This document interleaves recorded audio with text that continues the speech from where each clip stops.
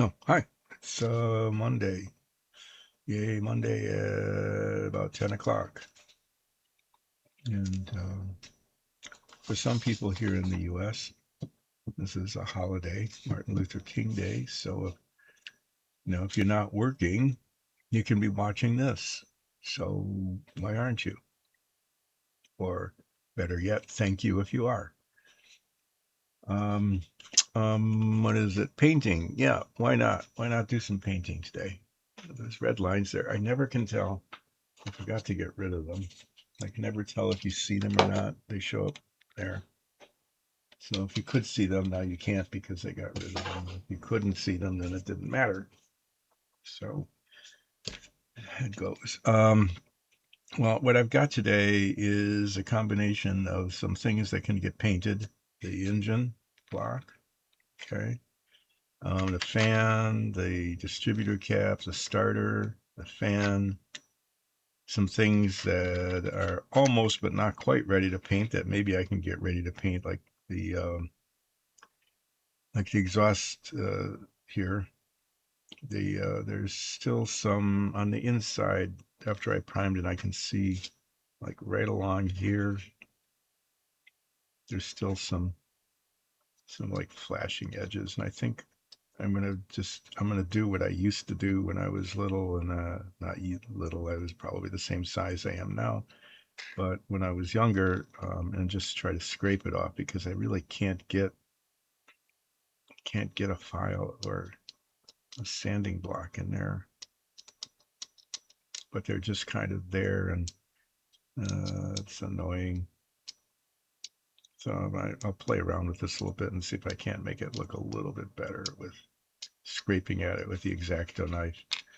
Um, this is ready to be painted. This is one of those parts that's just going to be painted black. So I've got this box of things here. These parts all kind of come together, and the front suspension, this, once it's cleaned up, that'll get primed and put in this box. These shock absorbers are part of that.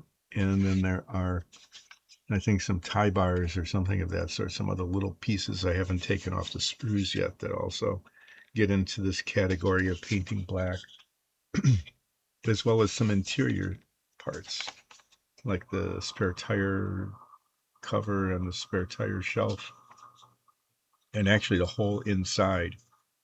And the seats are all painted black, and it'd be nice to have like a slightly different shade or gloss of black spray paint. I've got some good stuff that I used on the Pogo, the propeller part, and the wingtips. But I think before I spray the interior, I might just go and see if there's another brand that would just be slightly different so that the inside doesn't look like the outside. Um, well, I think what I'm going to do, there's just miscellaneous painting stuff like the distributor cap. Okay. It poses a little bit of a challenge because the little bit down here needs to be painted black as well as all the rest of it. So I think what I'm going to do is paint this black. Well, actually, no. I'm going to do just the opposite. I'm going to hold it like with a little clip here, paint the whole thing black, and then just touch up the bottom. I'm going to do it the opposite of what I was thinking of doing. The starter, I'm going to hold it on the inside with like a toothpick or something. This, I'm going to have to paint one side and then flip it over and paint the other. And the same thing is true of the fan belt, really. Well, maybe not. I can hold it in the pulley here, the inside of the pulley. But that needs to be painted. Oh yeah, I know what I'm going to do with that. I'm just going to hold it with a clip on the belt. because I want to paint the pulleys first, and then the belt. Okay, so I'm talking to myself about how I'm going to do this. So I think actually I'm going to start with the two things that are going to be painted kind of glossy black, and just do those first. Alligator clip to hold this.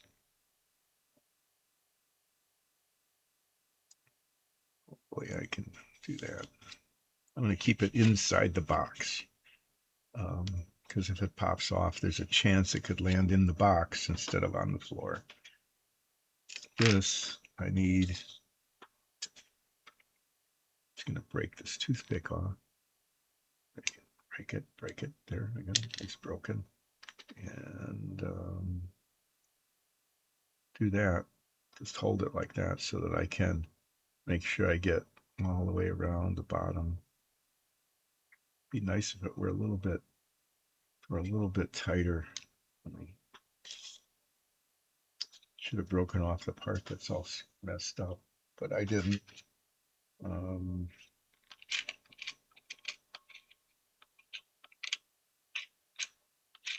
No, that bit shouldn't be in here. That should be in the other box. It's one of my little flipping things.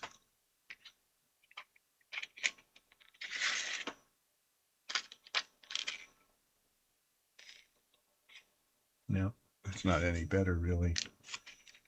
Well, what I can do here,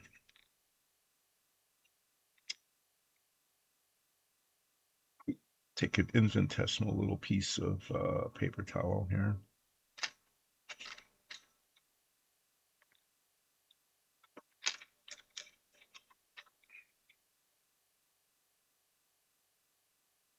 Here, do that. There, now it's snug. Now I just need to figure out, well, I don't even have to actually pull the paper towel out later. I don't have to, because, this doesn't go on like a peg. Might as well stick this on a clip as well.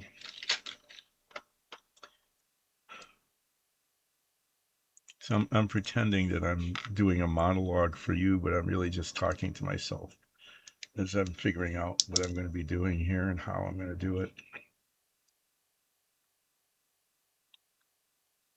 So you get to listen to me mutter to myself as I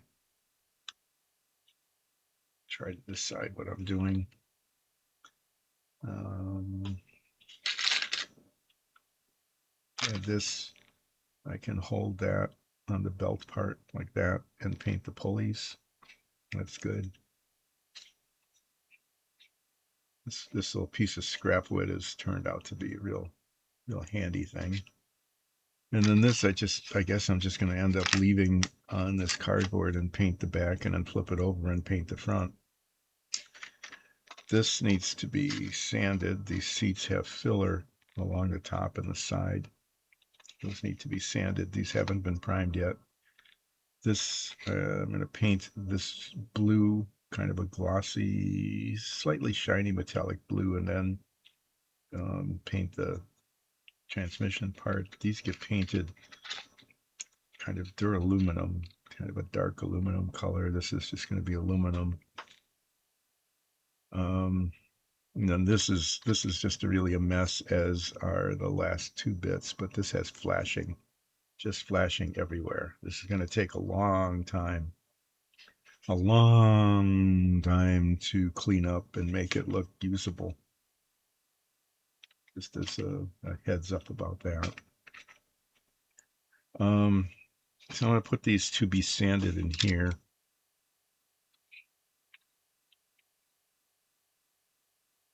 So I'm going to paint and then just stick in a hole like that while it dries. I can hold it back here while I'm painting it. I probably just need a little tiny piece of cardboard. Oh yeah, painting these will be just like painting that, in that it's one side and then the other.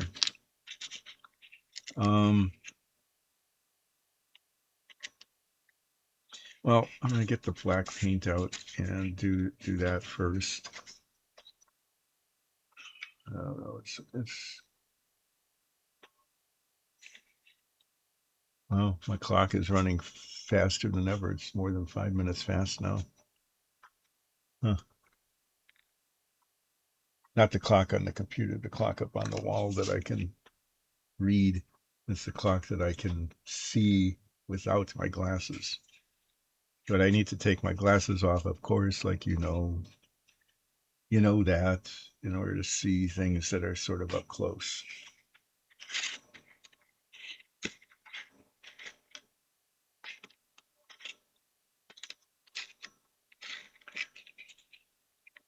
I don't know, but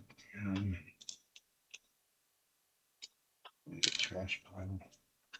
Where did I put the other trash that I had? I don't know. I put it in a place, and it's not, and it's still in that place, but I don't know where the place is. So there we go.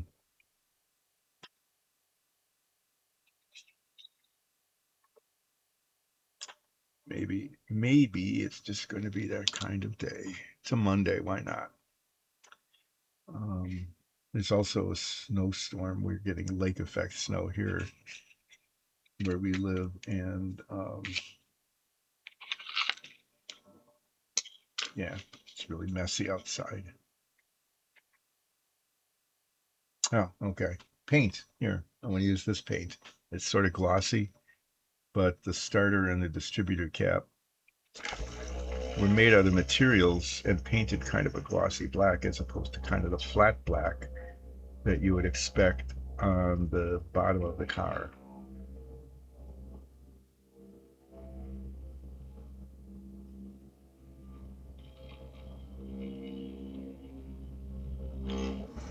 F, E, and C. Yeah, E is blue, C is aluminum,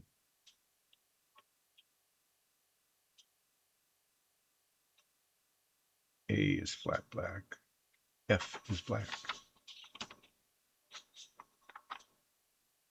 They want the whole thing to be painted sort of a slightly glossy black. I don't know. I'm not going to do that.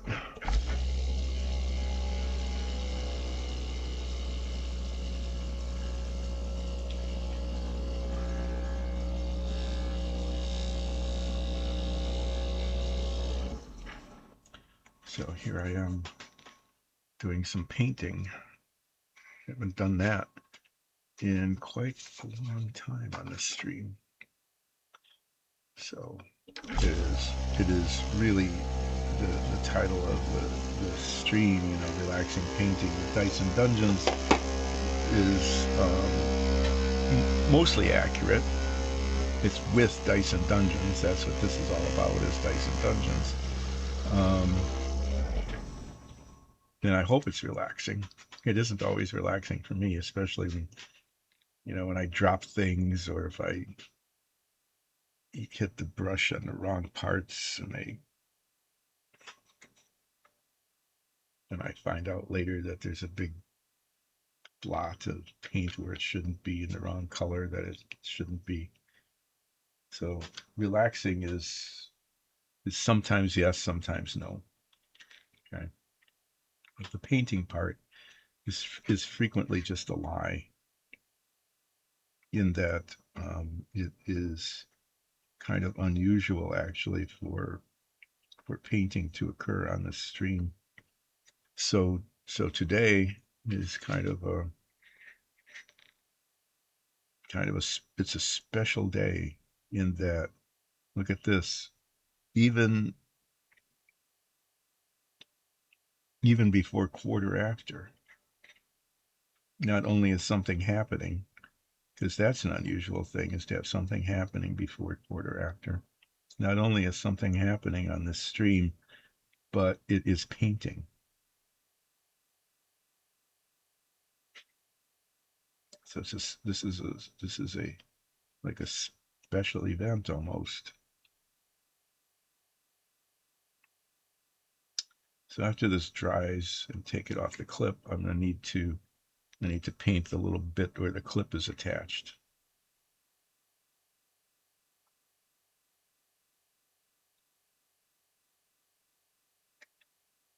And then I have to go around it and find the spots I missed.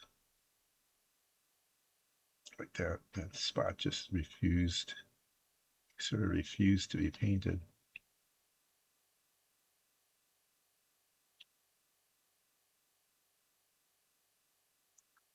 So I've talked about distributor caps before, or distributors. This is actually the whole distributor. It's if I wanted to really super detail this model, okay, after this is attached to the top here, there should be a wire that goes from each one of these 8 little points. There's 8 of them. Each a little wire that goes from the top of each one of those little points to one of the cylinders, probably along here.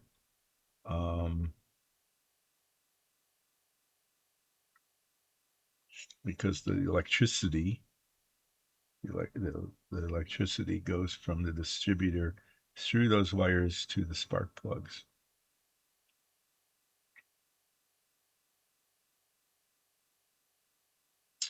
Um, and a real super duper master modeler would do that. They would fabricate tiny little wires out of probably tiny little wires and somehow cement one to the top of each one of those prongs on the top of the distributor and run them in a historically accurate fashion to the cylinders. They'd probably even get the wiring right, because it does matter. It matters which one of those little points at the top goes to which cylinder, because they have to fire in the correct order. If you get them wrong, the engine will not work, and in fact, it could be seriously damaged.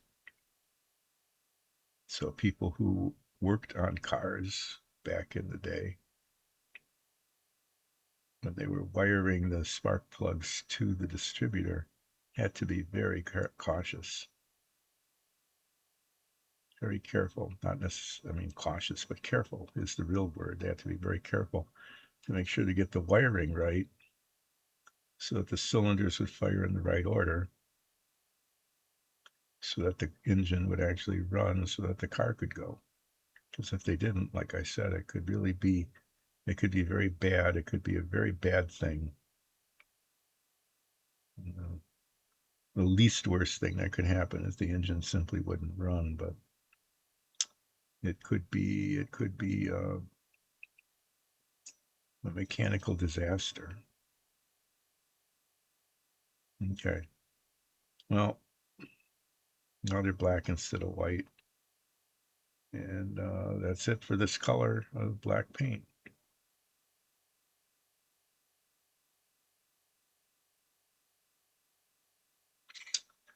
Ta-da! Well, it's not yet. After this dries, I have to do that little point. I'll probably forget, won't I? And then when it comes time to assemble it, I'll go, oh, I forgot that little bit. And then I won't be able to assemble it. And I'll have to go back and paint that and wait for the paint to dry.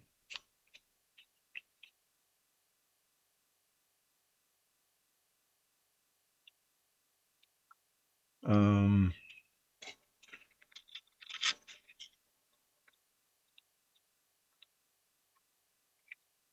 these two are going to be painted a slightly different shade of metallic. They're going to be painted the same color as the transmission casing, but the pulleys and the fan are going to be painted aluminum, and I can probably do that next. If I do too much, well, yeah, I'm going to do that next, because then maybe I can even paint the fan belt later. But if I get too much painting done right now, then, well, regardless, one way or the other, I still need to do a whole bunch of sanding and filing. I know that people are probably tired of watching that. Probably tired of watching all the sanding and the filing, but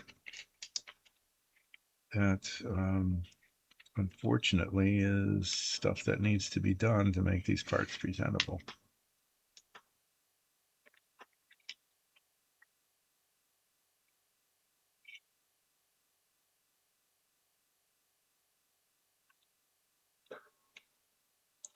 That was just some fresh tape, because the tape I used when I primed them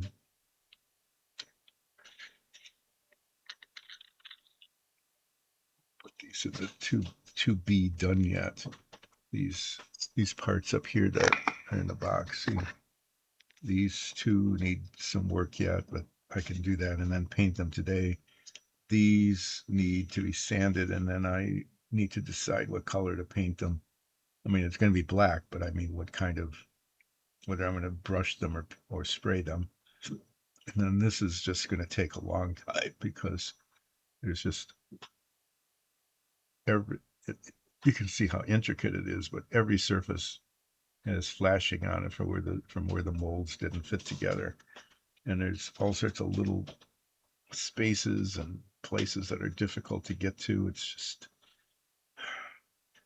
It's going to be like an hour at least. Believe it or not, it'd be like an hour to get this to look acceptable. And then, yeah, there's circles too. There's molding circles on these that need to be sanded away. I have to say that just about everything on this piece is a challenge. It's just really, really not good. Um, well, and then there's a couple parts I need to get out. I'm going to do that now. I'm going to forget otherwise. Really, I am. I'm going to just forget, and then the whole thing will be delayed. There's 2 bits of the suspension. Is there more? Oh.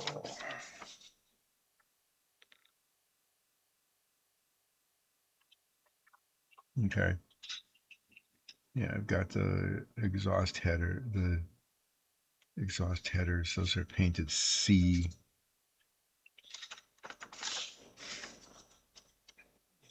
So, I've got this whole big piece that's primed. I've got this to be sanded that isn't done. This is ready to be painted. These shock absorbers are ready to be painted. The exhaust is chromed. That gets added later. It's the traction bars on either side, these little bits that I need to find and cut off the sprue. There they are.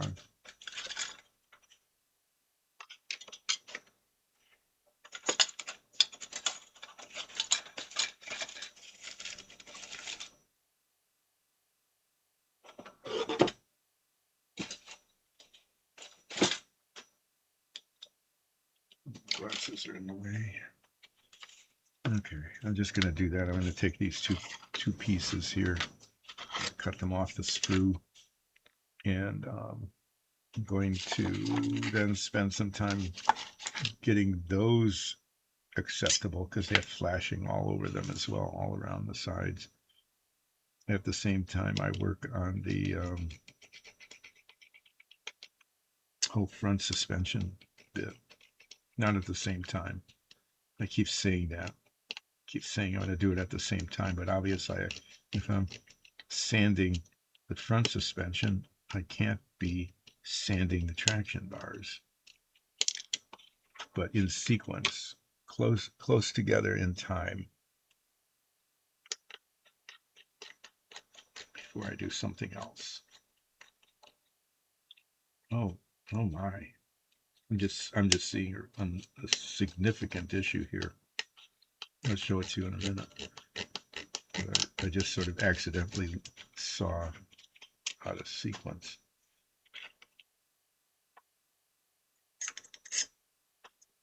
This It's one of those things that shouldn't happen that is not good. Okay.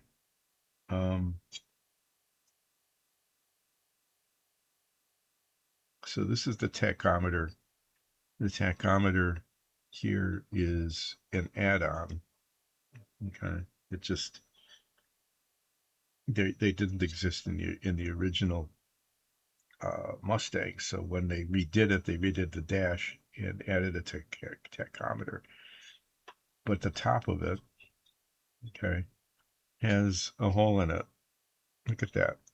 It's a great big divot. If you can, no, you can't see it because I moved the camera to show you something else, and now you're not seeing what I'm seeing. But right here, if I move this, you can kind of see it. There's a big divot, and that's supposed to be not there. Because that's the top of it. And no, that's going to be, yeah, that's going to be filler sanding until it's smooth and it doesn't show anymore. Well, that's explains why sometimes a little part like that can take days before they can be used.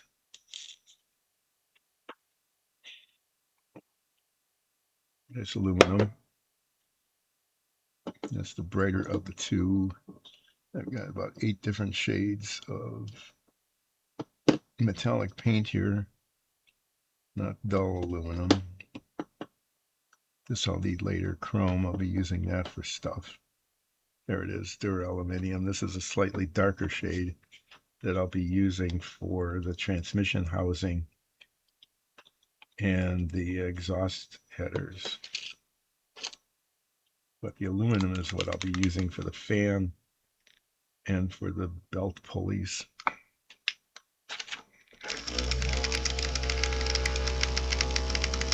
So I don't know if the pop filter is off of the microphone or not.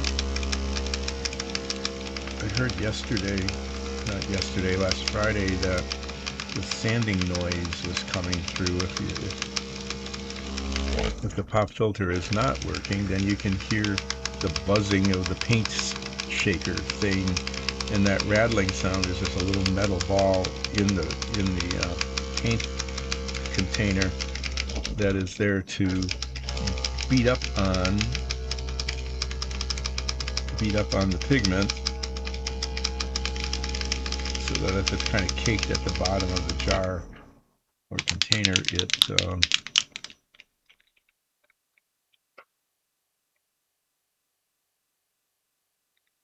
it comes loose and gets into the solvent.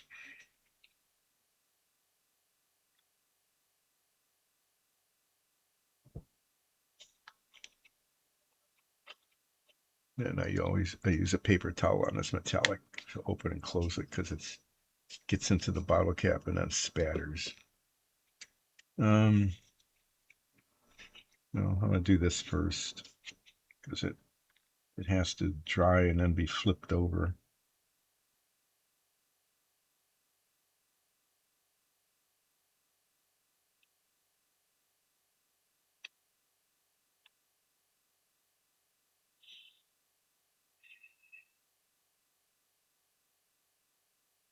I squeezed out 2 drops of paint, and I really only needed 1. I stopped at 1, and I probably could have just stopped there. But sometimes if there's not very much paint in the well, okay, it dries up before I finish what I'm doing. But then, it's just,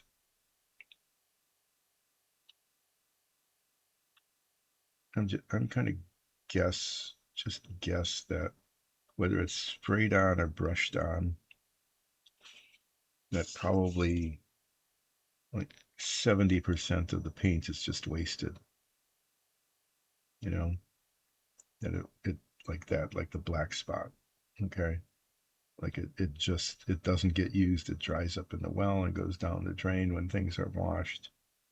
It gets spread onto parts that don't need it. It stays on the brush and gets cleaned later.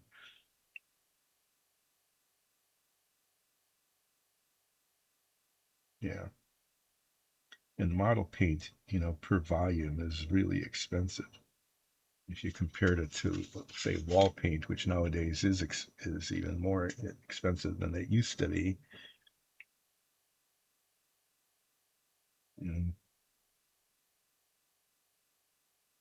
so I'm going to be getting this aluminum paint onto the part that's going to be painted black later, but I want to make sure that the pulley is fully covered. Um,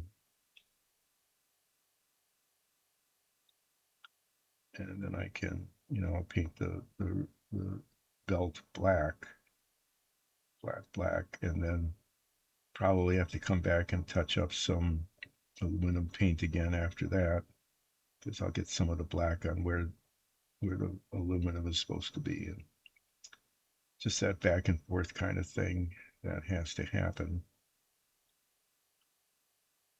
because, okay, yeah, good thing I'm doing that so I can see the edge. Kind of that back and forth thing that ends up having to happen just because I don't always get the paint exactly where it should be. Sometimes I don't get the paint where it should be, and sometimes I get the paint where it shouldn't be. And that's why I'm not hired by anybody to build models for the covers of boxes. I'm just not that good at it.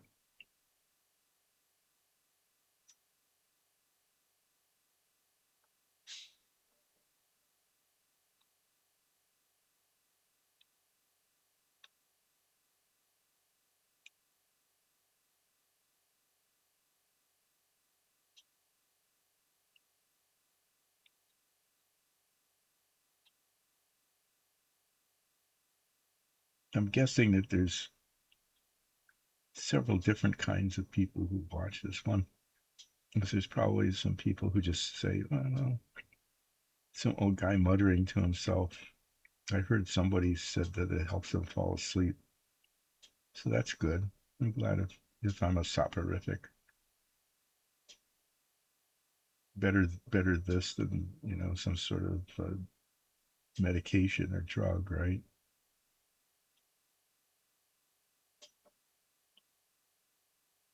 There might be people who are, just are interested, maybe an interest in, they haven't done modeling much before, and they say, well, maybe I'll pick up some tips about how to do things or not do things at a skill 1.6 level, because there's, I'm not, you tell yourself it's just a hobby and you're not going to spend $800-900 on modeling equipment and tools and develop all sorts of skills that you'd hardly ever use otherwise. And so this stream is, pretty good for people at that level of, semi-serious hobbyists who want their models to look okay, but they know that they're not going to be, you know, winning the professional model contest, even at the hobby store. It might be you might end up being good enough to put on display there after a while, but it's not what you're doing. It's like something you just do on the weekends or the evenings to try to relax, or and then it ends up not being relaxing because, like me, you end up getting paint where you don't want it, or you drop a part and lose it under the workbench. That kind of stuff happens. Some people might be really serious modelers, and then they can watch this show and go, "This is what you should do." Ha ha! You messed that up. You know, that could be a source of amateurish amusement. That's okay if that's the case. I know there are some people who come on and they like to talk about their Dungeons and Dragons experience or other variations of role playing games like that. And that's kind of cool because They come into chat and talk about their game and their character and the backstories that they're developing. Because after all, this is about Dice and Dungeons, which is about Dungeons and Dragons, the D&D game. I guess I can say that because we put on this wonderful show that streams with a live chat on Sundays, which was yesterday actually. One came on, and that's something that I can keep promoting because it's really worth your while to watch. Okay. Now, what I'm going to do with the engine block is it's supposed to be blue, and the cover shows it to be somewhat metallic. And I found that if I use blue, I just knocked it over. I couldn't even grab it. If I take blue and I mix a little bit of this pearlescent blue in with it, it gives me the look that I want. I want to make sure that I mix enough of it. I'm going to have a lot of it in here, I guess, because I need to cover this entire thing. Okay, all the nooks and crannies and everything with the blue, and I need to do that with the same mix. Otherwise I'll have to repaint the whole thing if I miss a spot, because I won't be able to match it.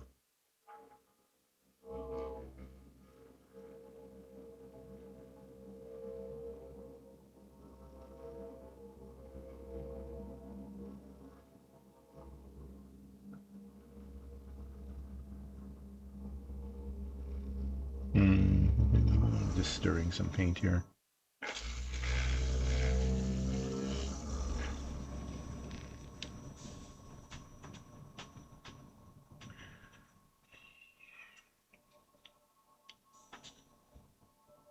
So this is the base color. This is the blue that is just blue.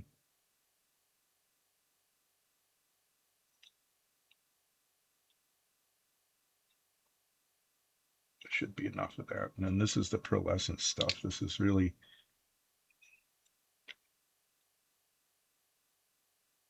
I have to be a little bit careful. I shouldn't do this, but I will. There. See how shiny it is?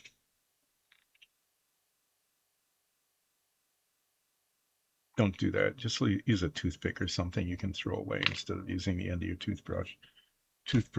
Paint. Oh, jeez. Yeah, it's Monday, isn't it? I'm just going to put some up here.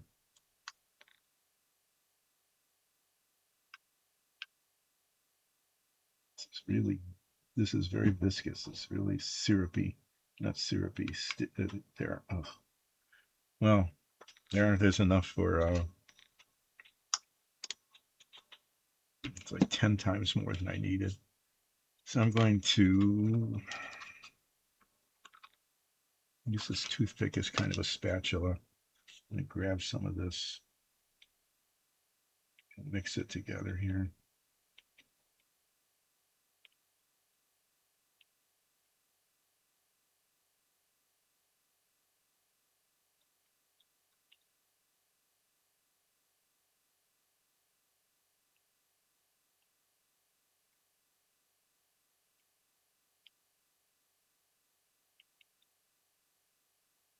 Yeah, I think that's good.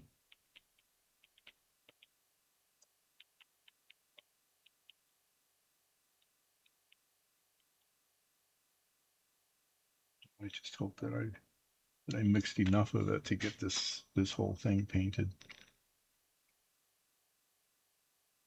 Start with the more difficult spots.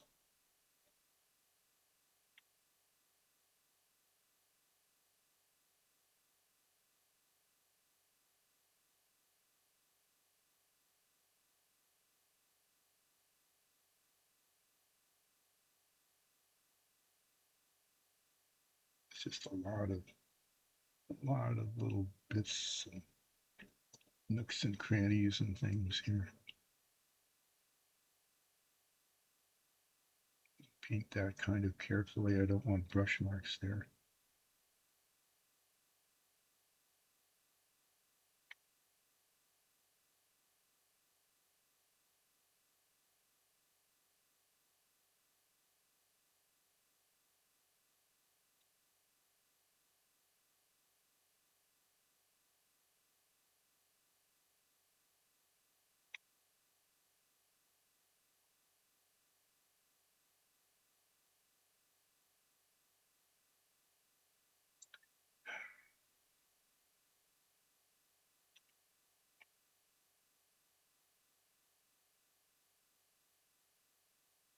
So the instructions say painted blue, and the box cover says it's supposed to be blue. And I looked at pictures of most of the GT350s have been restored. Very few are like totally original condition. Um, there were a couple that were painted blue.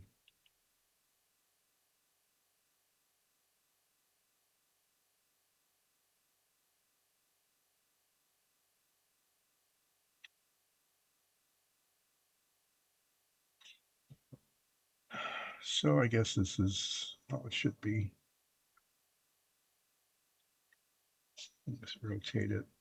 Just make sure I'm not missing any spots. I don't want to have spots be missed. That would be that will be a problem later because then I won't be able to mix exactly the same color. That's the problem with mixing paint. You know, unless you very carefully measure out the components of the mix that you're making, which I would recommend that you do if you're mixing paints.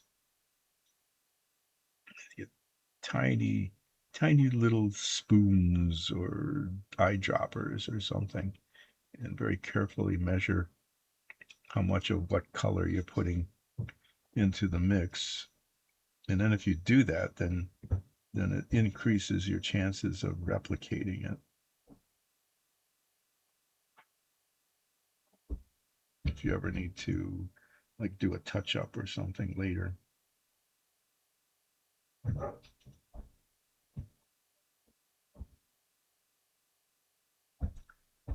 I didn't do that because I'm planning to cover this whole thing and not leave any spots unpainted.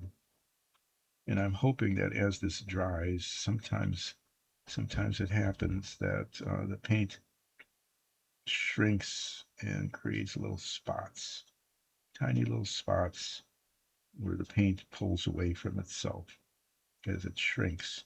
And I'm hoping that doesn't happen here, especially on places like this, where where it's highly visible.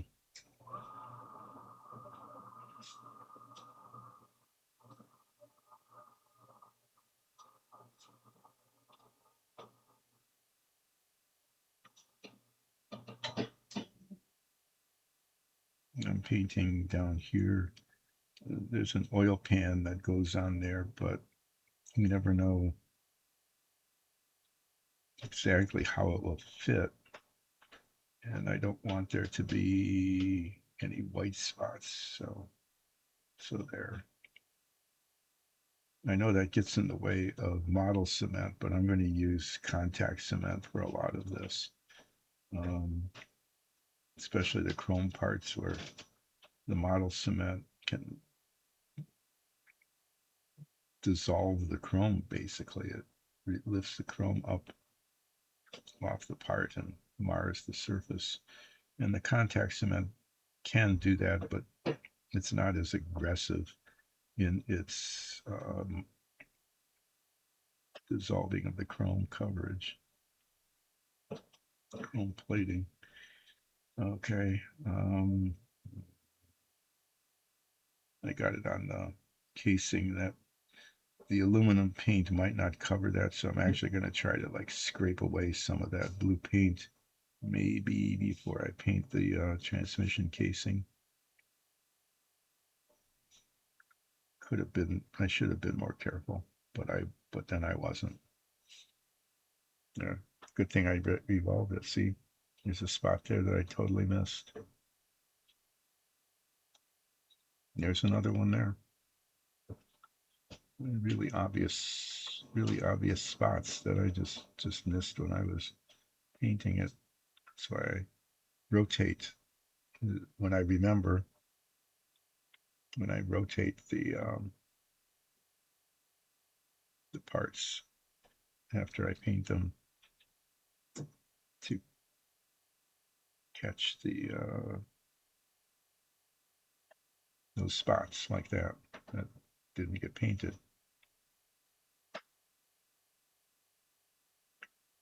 It's a really nice blue, I have to say. There's just enough shininess in it from the pearlescent.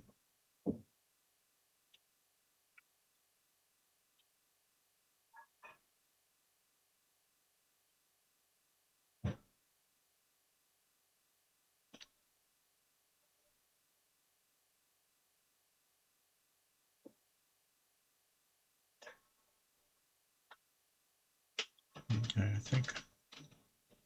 I think I have not missed any spots.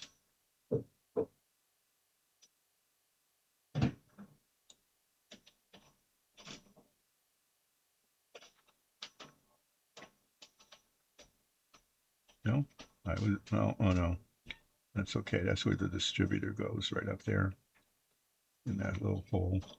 And it's looking in oh, okay, no. Sometimes the light will shine, and show a white spot, but it's just glossy from the wet paint. Okay, there.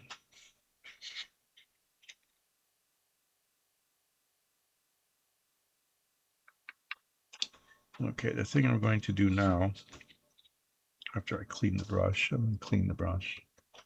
is I'm going to carefully take the distributor off the clip.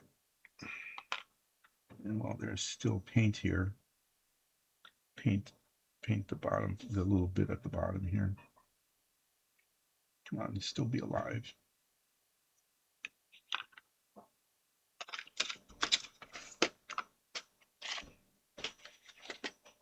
Is there not paint there? Am I going to have to squeeze out more black paint, really?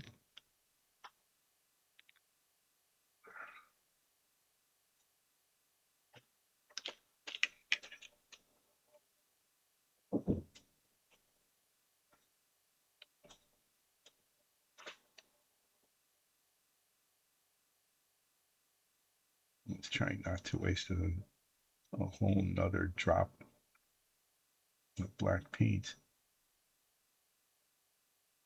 That tiny little bit of thing that needed to be painted.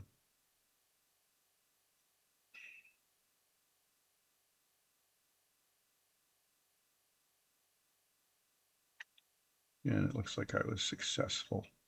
Now I need to try to set it down there. Okay, well, there. I've done some things. I painted half of the fan. I got the distributor and the starter. I've got the pulleys on the fan, on the belt assembly. I need to do the other half of the fan.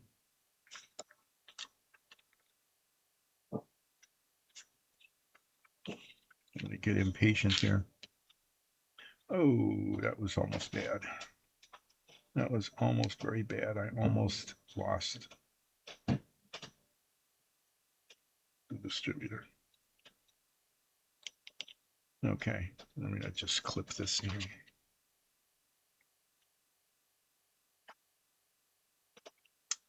And I'm going to paint the other side of the fan because this aluminum paint is still alive. And there.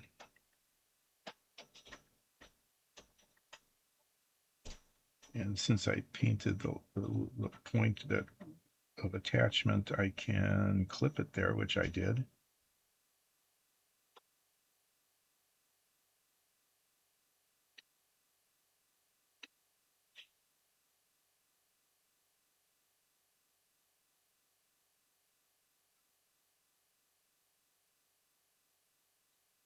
And then paint the rest of it.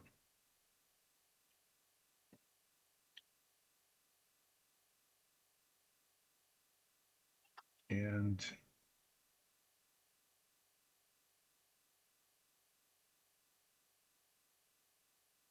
put the rest of it in the piece of wood holder thing. There.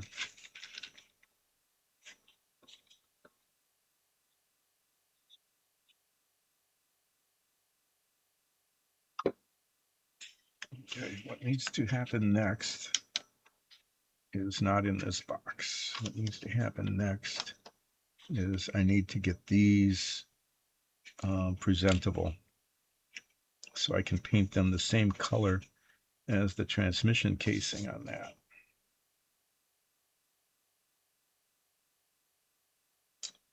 I need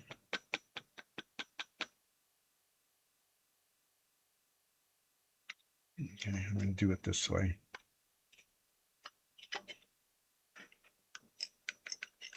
These bits are going to be painted black.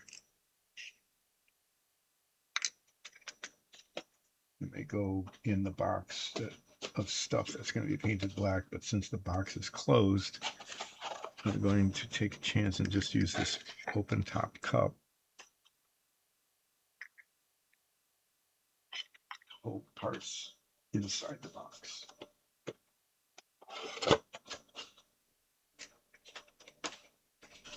And there's two other little pieces that go in there later. But for this, I'm going to use for the distributor cap and the fan and the starter.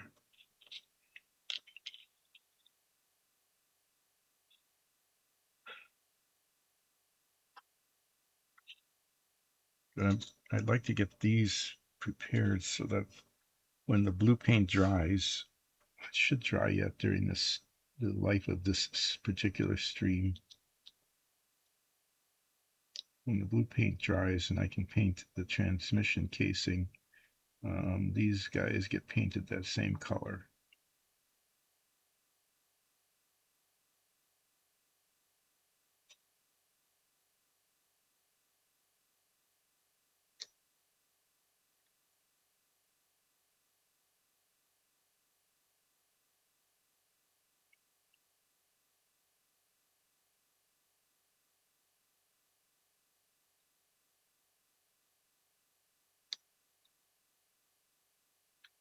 And just scraping off some remnants of flashing on the insides here where I wasn't able to get to it with the sanding or the file.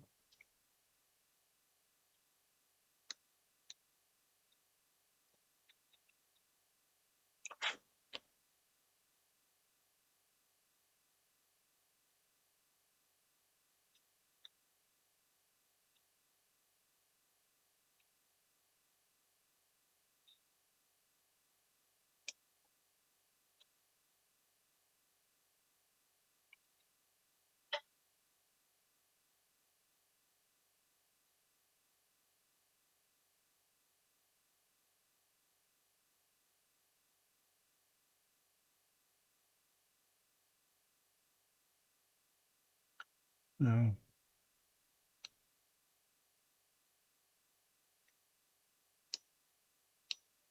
Yeah.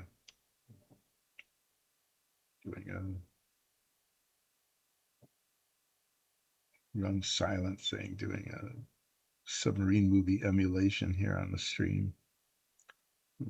What is there to talk about? Nothing really.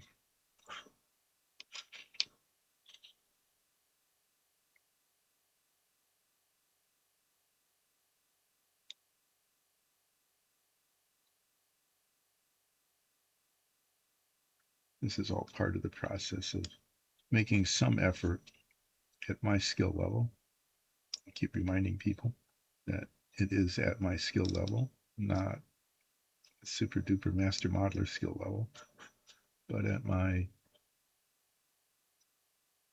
1.5 out of 3 skill level to make these pipes not look like pieces of plastic that have been kind of slightly inadequately, somewhat inadequately molded, because the two halves of the mold don't always fit together. In fact, more often than not, they don't. And then you end up with these little lines of plastic that make it not look like a round pipe,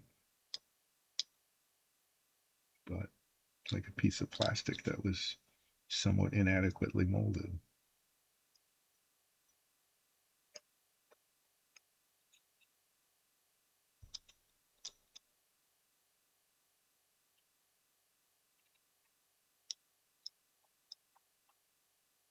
Speaking of inadequately molded,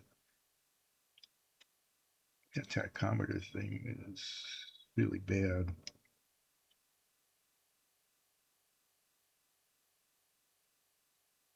I'm almost tempted to put some filler in it now because it's going to take more than one application. I'm almost positive.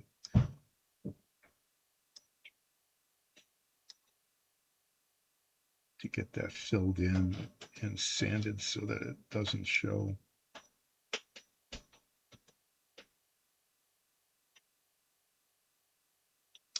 Well, these are now not too bad.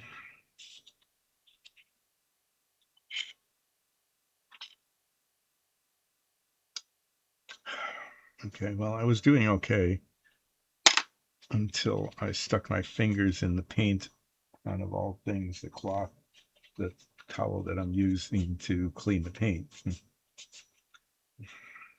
Nice. Now I got blue paint on my fingers. Well, at least I noticed it before I got it on something else.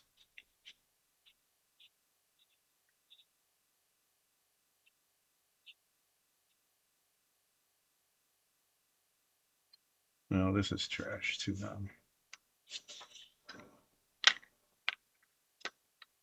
I've generated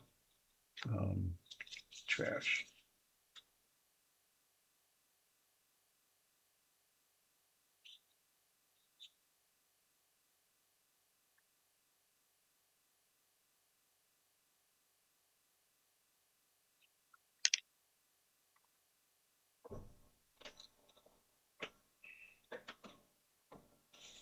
You give this one more look over before the paint dries in the well there. Make sure that I haven't missed any spots.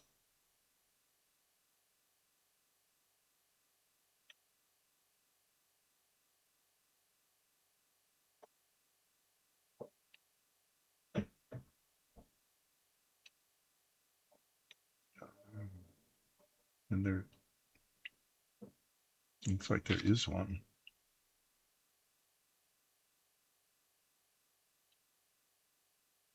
Hmm. There, see, that's the kind of thing I do. Is that is a tip I can give people who are doing modeling at any skill level. Is that yeah, doing this, rotating it and looking at it from every angle is important because there was a tiny little spot there, and there's another tiny little spot.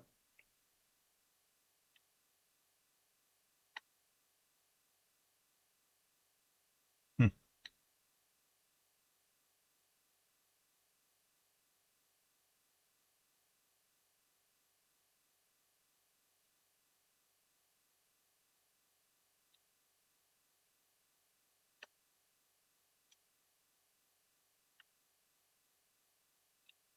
And they just keep magically appearing.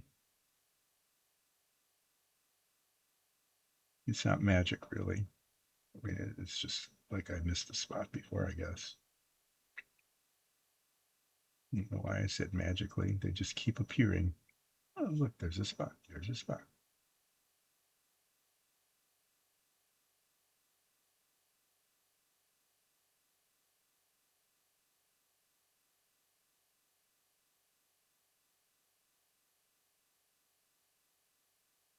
And like I said before, sometimes it's hard to tell if it's just a light reflecting or if it's really a missed spot. But if I can't tell, I'll just dab a little paint on it anyway, just because that isn't going to hurt.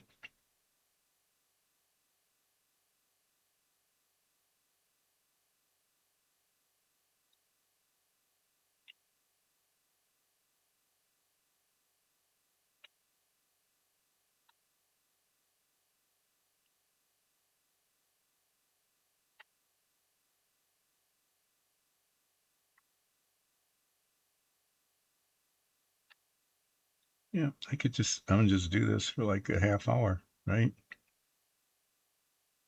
Oh, I said the word I didn't want to say anymore. That was part of my New Year's resolution, is to not say that word, because I was saying it all the time. It was my Maynard G. Krebs imitation, I guess. But I'd been doing okay, but I slipped up there and said the word I didn't want to be saying. I'll continue to try not to say that. Just like my New Year's resolution last year was to not be saying a word that I kept saying all the time. And I was very successful, really, at doing that. Very unsuccessful at keeping my work surface clean.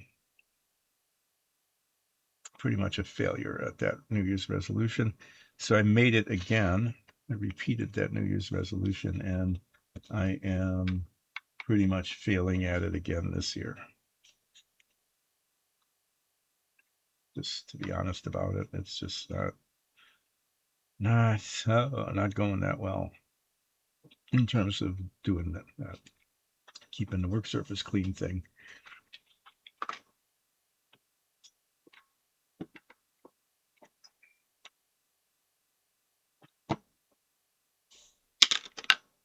All right. I'm waiting for the blue paint to dry because I have to hold it where the blue paint is to paint the casing, and I have to do a little bit of cleanup. But these two exhaust headers and the casing for the transmission are all going to be painted this color. And then I'm not sure if I'm feeling up to trying to paint belt on the fan belt assembly thing today or not. I don't know. I'm just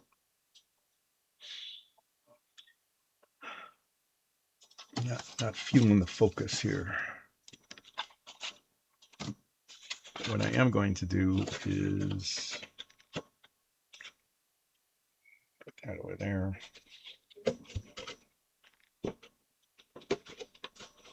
Yeah, that's what it's supposed to look like. It's going to look like this, except it's going to be blue with a white stripe.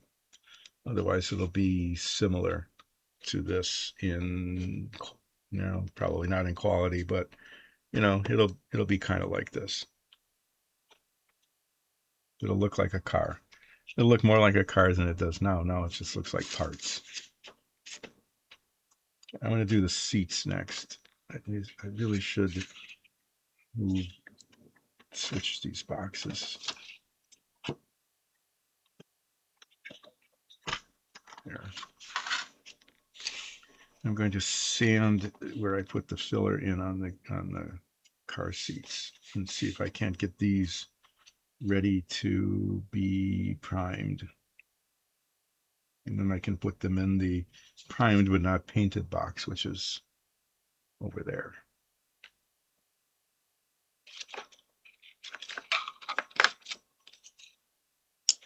I'm going to use the 400 grit to begin with, and then like polishing paper after that.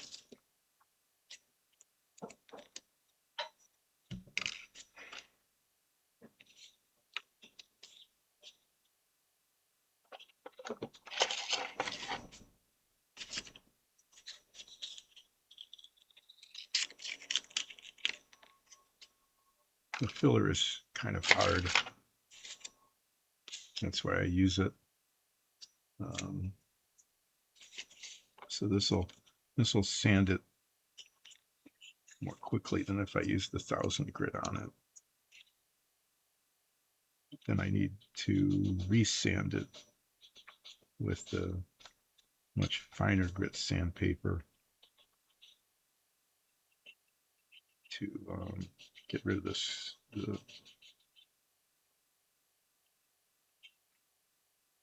really the scratch marks, but the matte surface, the dull surface that is created by the abrasion, the abrasive.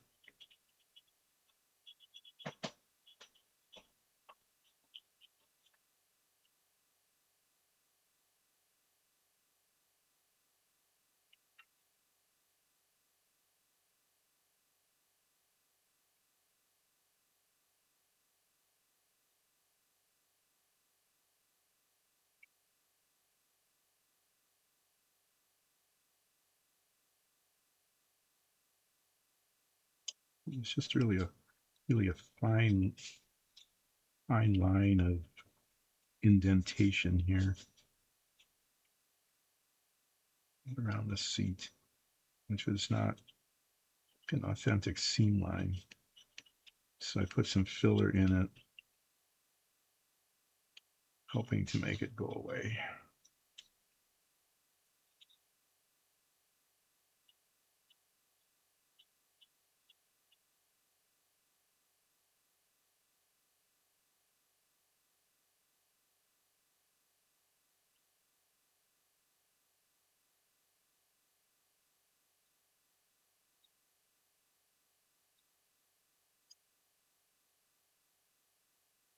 It's another one of those things where maybe it's not going to work, but it's worth the effort because it's not, it'll, it isn't going to hurt it. It's not going to make it any worse. So it might make it better. So in the hope of making it better without too much of a downside, why not?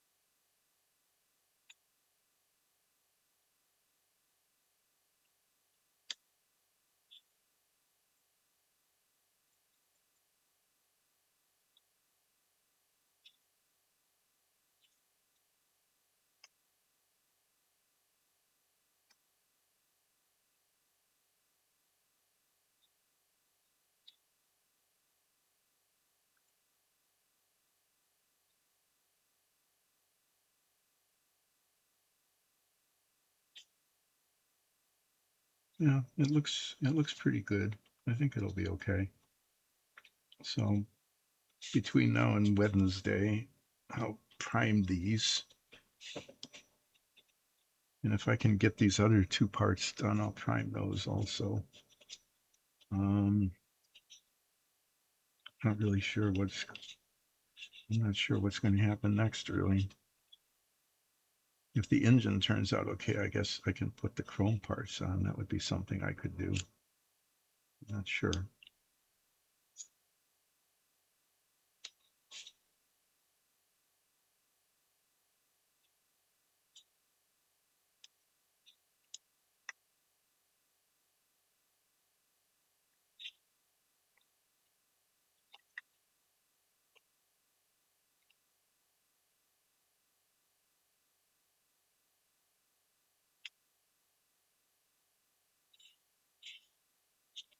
Well, there, it's better than it was. A lot of the filler stayed right here. There must have been discontinuity there that I didn't even see that they seem to have been able to get rid of. That's good. And do the same thing to this one then. Sand it, sand the filler, and then polish it.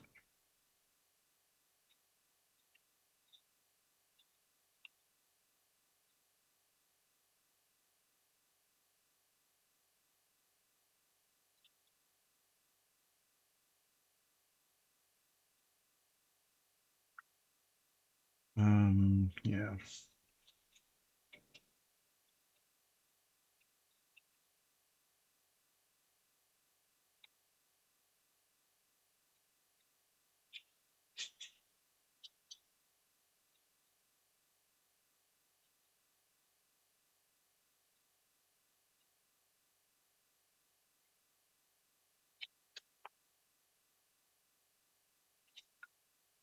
I talked about this before. This sandpaper, the grit is really good, but it fills really fast. The sanding dust fills the grit, and then it loses its abrasiveness. And that's the point, is to be abrasive. And when it's not, then it doesn't do what it's designed to do.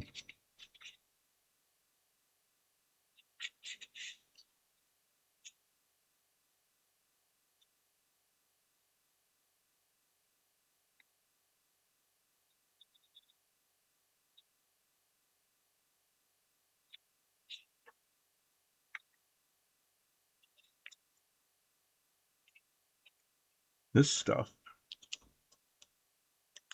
on the other hand, just never just holds up forever and ever. I've had it for like it does 20 years now. Seriously, it just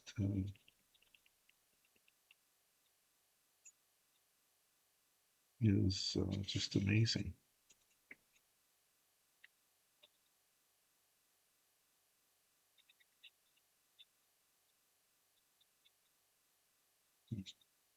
I keep thinking I need to get more of it, but then I don't. But I do. I mean, I haven't gotten more of it, but I do need to get more of it. But it polishes really well.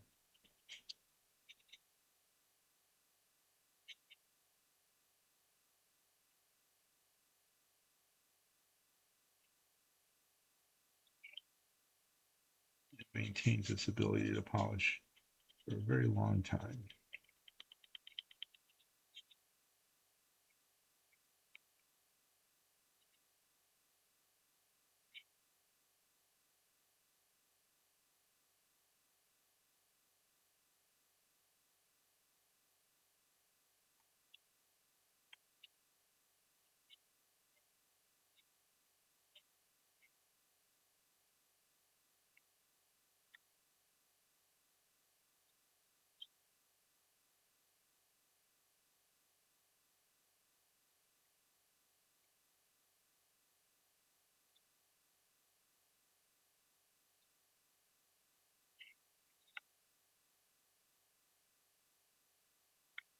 No, yeah, that one's as good as it's going to get, as well as the other one is as good as it's going to get. I should keep the 400 grit. I'm going to do these little bits first.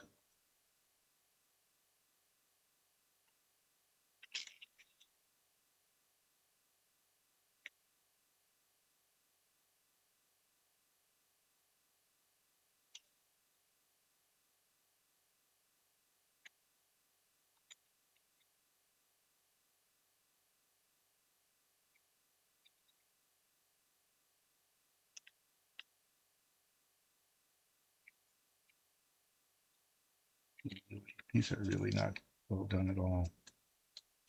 Tiny little struts, but you can see, I don't know, you can't see probably. Just tiny, just little bits of plastic everywhere, just hanging out all around the perimeter here, up and down the.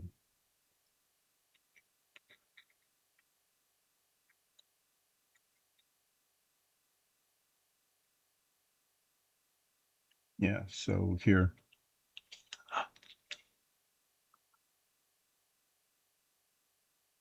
Well, Aman, thank you for coming back. I appreciate it. These are the seats. These are the seats for the car that I'm building. I'm building this Shelby GT-350, and those are the bucket seats that go inside the car. Um, they go in like that. And I'm working on little bits. No, this thing was this car was built, the original car, the real car, not the model. The real car was built way before airbags were even invented, or they might have been invented, but certainly way before they were ever used. In fact, when this car was built, even seat belts were optional.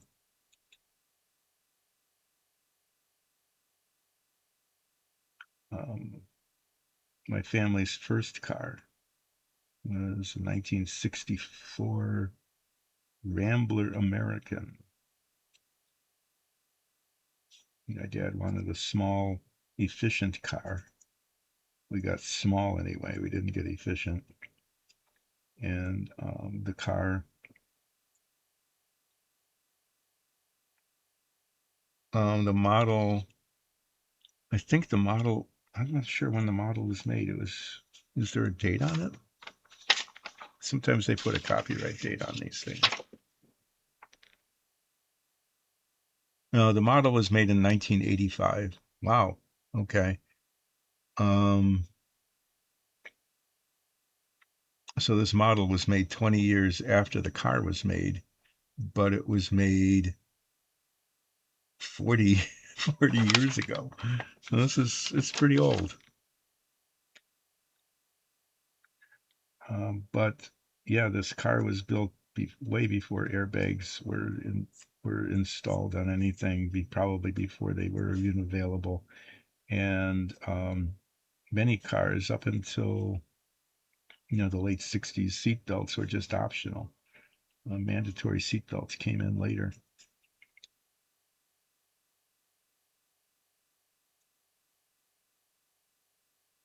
There were all sorts of bizarre things. So what happens when oh, that's right, she can animate things. Um, what happens then? You said that you were thinking of something that you wanted your hero to be able to do.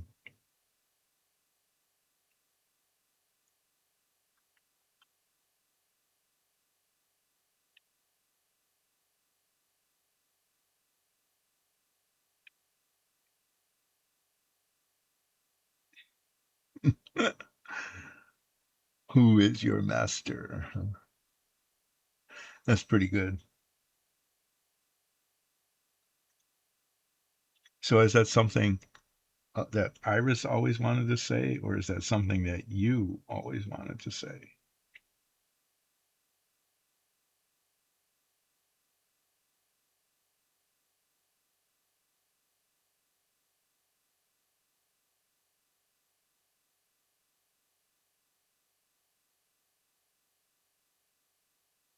Saruman shouldn't. Okay. Hmm. So she brings a mannequin to life, and it turns out that the mannequin's master is Saruman. That is pretty good. So does she correct the situation and gain control of the mannequin, or does the mannequin go wandering off to Mordor? Or not Mordor? Saruman is different.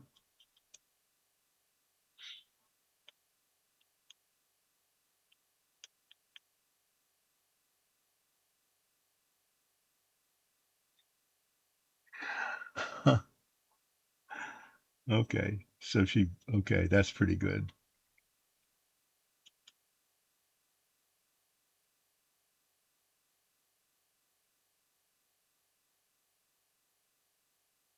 So does your DM know about that, or are you just going to surprise your DM and your party when Iris pulls that off?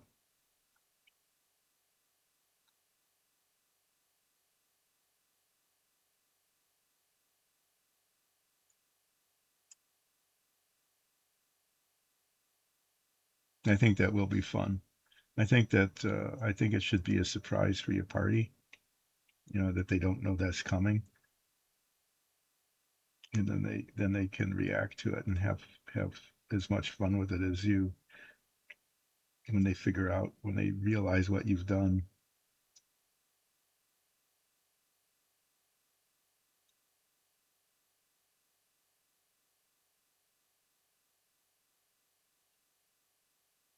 I probably should look at this through my head magnifier if I really wanted to get the part cleaned up very well. Oh, that's why I should be doing it in the box.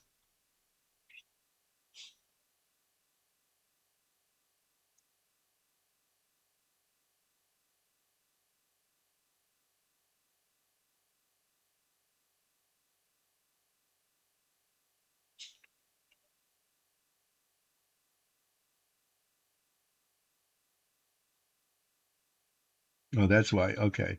That's why the white hand. Okay, yeah, right. So she needs to touch it and she'll put the white hand on it at that point. Okay, that works really well. So I hope you've been well since I've been away. I think it's been like 3 weeks since I've had a chance to chat with you.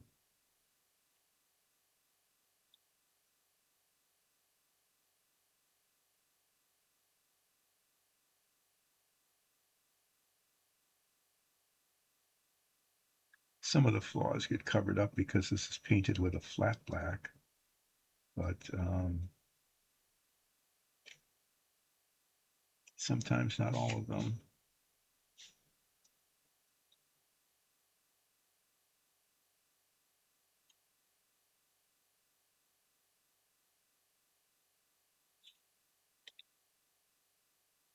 Okay, well, that one's ready to be painted.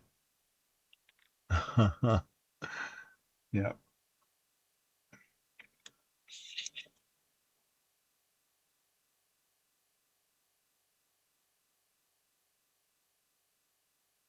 that'll be fun reenacting that moment.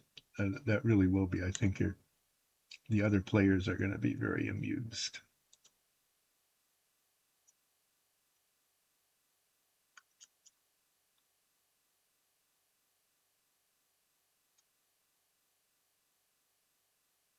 So it's good to have you back. I appreciate that.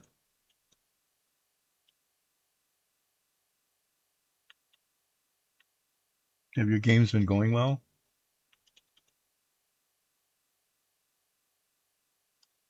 I think it's important for every character to have a humorous side. I know in our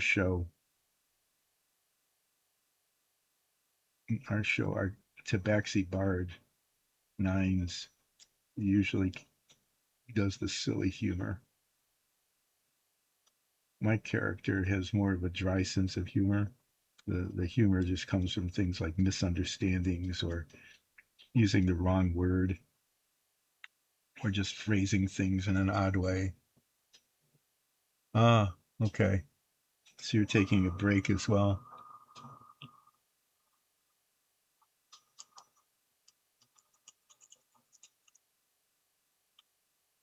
Yeah, I know with the holidays we there was some traveling, a fair amount of traveling of I was traveling and some other family members were traveling. It was actually a pretty busy time because of that.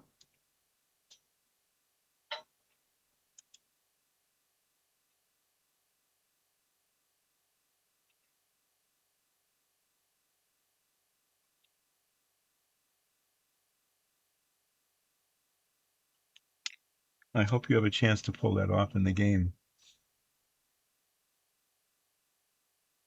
Okay, for a full break.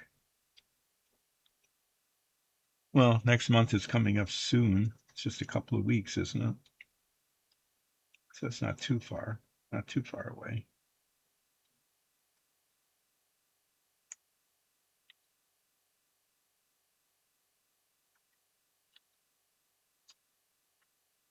So I was rereading this book that I read a long time ago about how to make good models.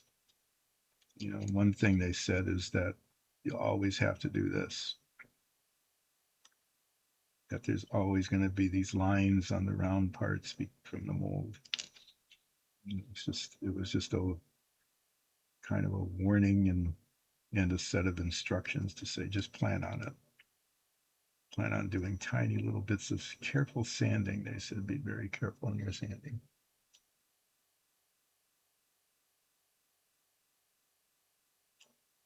Oh, okay.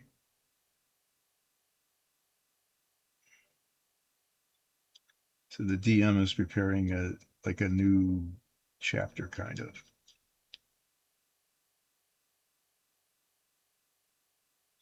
That's fair. Being a DM can be a lot of work. I know our DM spends a lot of time preparing for the sessions, and it's pretty exhausting because she plays a lot of the NPCs in the show, and that can be a lot of work, really. Sometimes she has to make up an NPC on the spot because you know, we decide to go to a store, like a food stand or a magic shop or something that wasn't what she was expecting, and then it's just she has to make something up on the spot.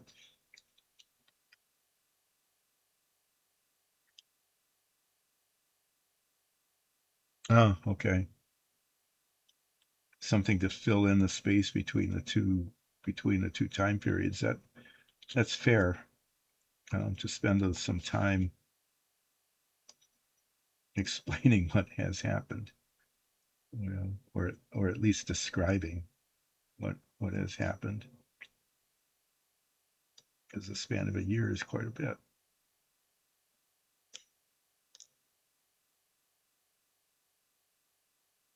Well, these aren't perfect, but they're certainly adequate.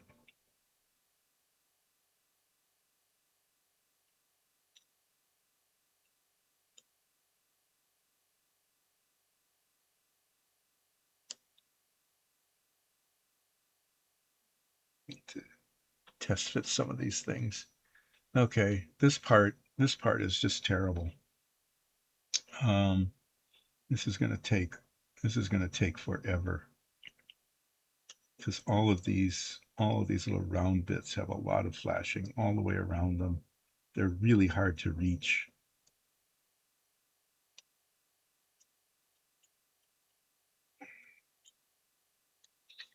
I don't even know if this will help or not.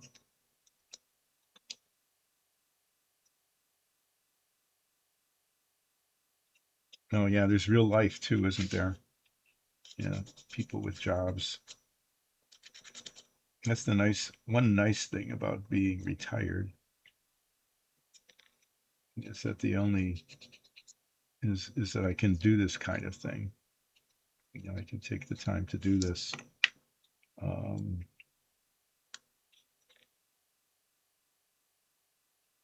because I don't have to go to work every day. I like not working every day.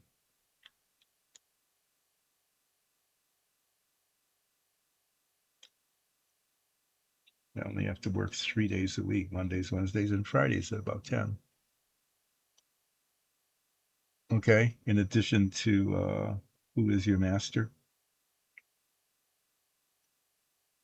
What other humorous thing are you going to do with Iris?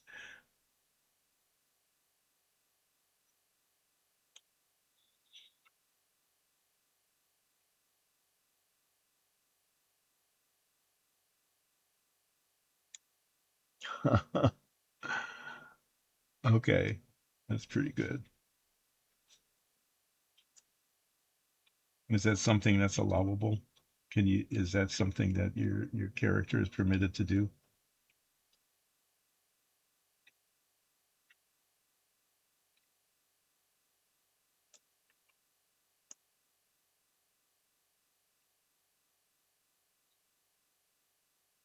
Sounds like you're really getting ready for the next couple of sessions. Are these things that she can do now with the skills and the points that she has, or are they things that you have to wait to do until later?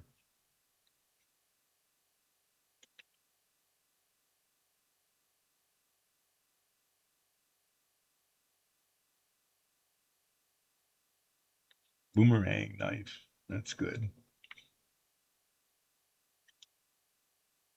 I mean, I could see that as being a really handy thing.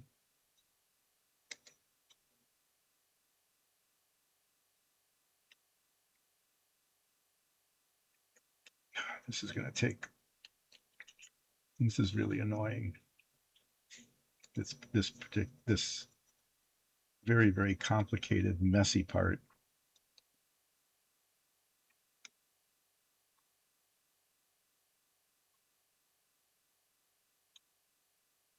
I would like to say some really grumpy words. Oh, okay. So she already has that. I know you early on you were talking about acquiring that.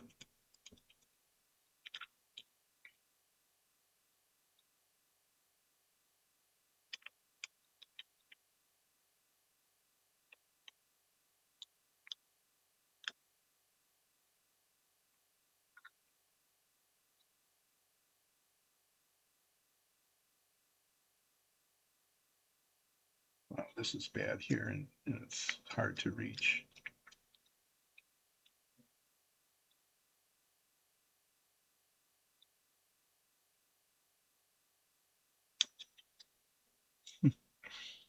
Okay, so that's you can accumulate inventory that way too, huh? That's good. So she can throw something and have it come back to her so it's available again in the future. I think that's good because I've learned in role playing games you can never have too much stuff. You just never know when something that seems just like a total useless piece of thing turns out to be the most valuable thing you've got. So why not? Why not acquire and hold on to those things, right?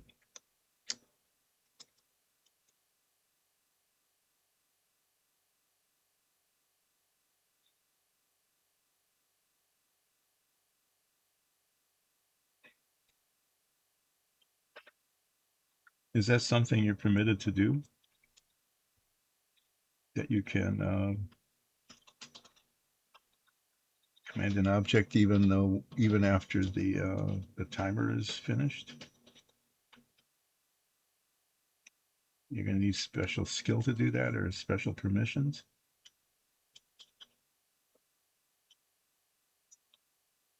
But it's much more useful to have something like that happen when you command it to do it rather than just have a timer goes on.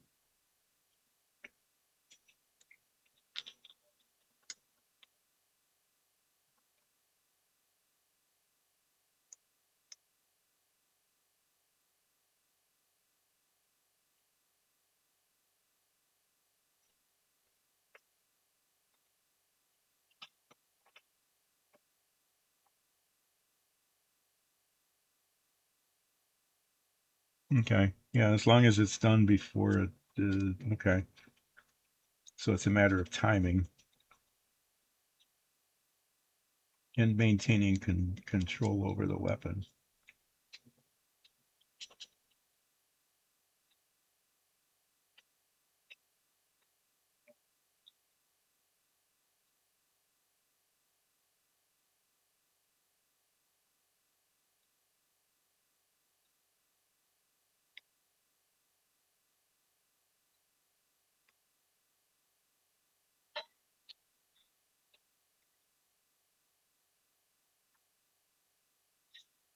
I've never tried to persuade a bomb before, so I'm not sure.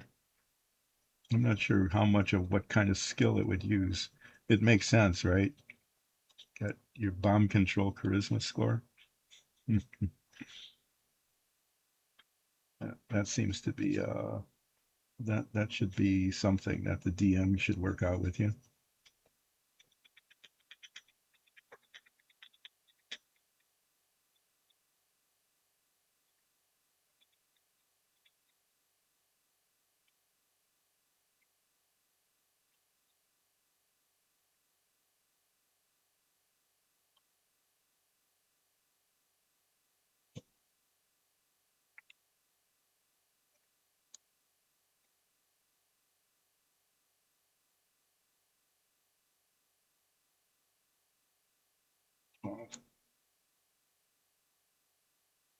I'm having to do serious battle with these parts. It's just so much wrong with them. It shouldn't even say parts. It's just one part.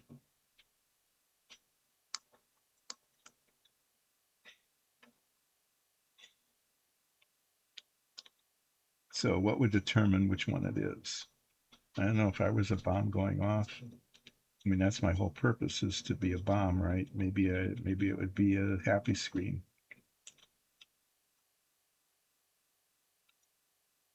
A roar of triumph in fulfilling one's destiny.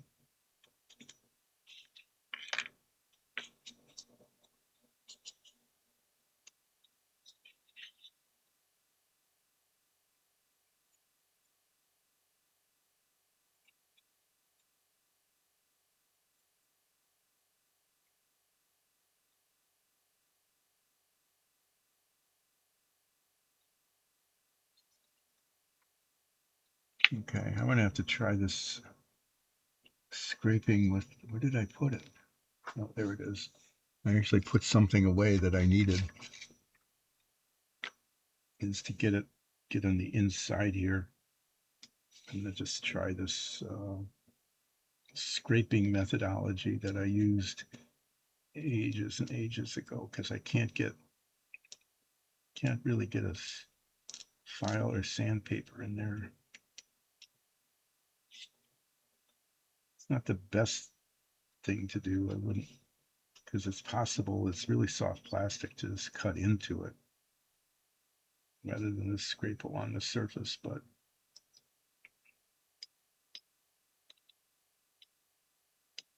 it's the best I can do with what I've got here.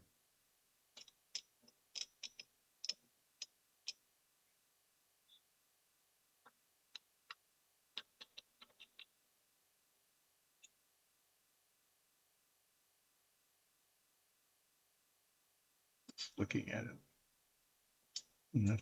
I'm going to test fit this at some point to see. I want to see how it fits. I want to see what shows and what doesn't show. You know,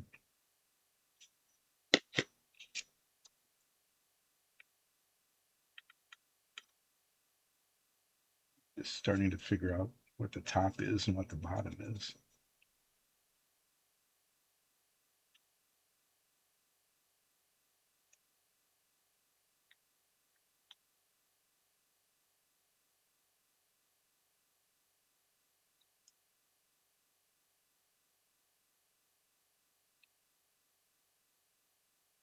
Oh, she locks the door on them.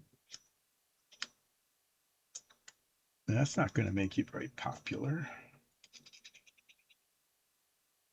but that would be pretty good. It'd be temporary, right? You'd be able to get through the door eventually.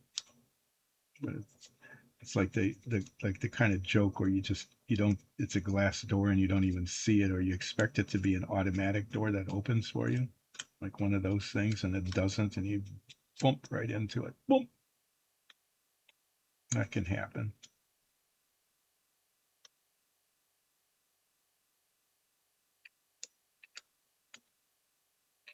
So you have to have your, yeah, like a Three Stooges kind of thing. You just bump into things that you don't expect to.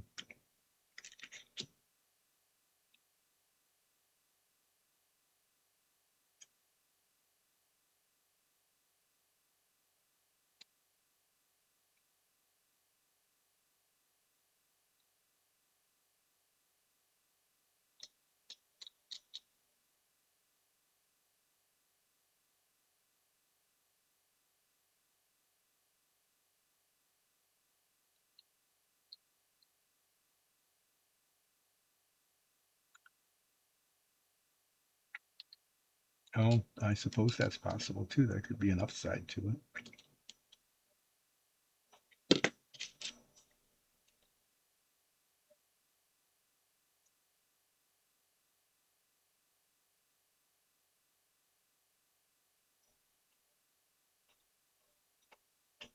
Sorry, I'm having to watch carefully what I'm doing here so I don't mess it up. These parts are really, uh, I guess I understand why they did this all as one piece, but it sure made it difficult to prepare it for use for assembly.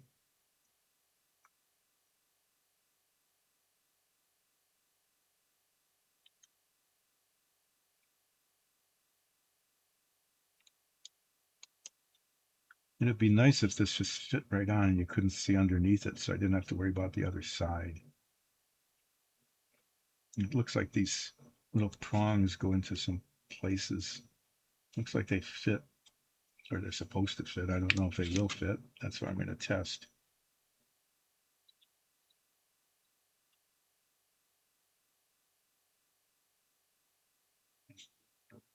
Out of the car. I'm going to go ahead and try to clean this up before I test fit it. Then I'll look it over one more time.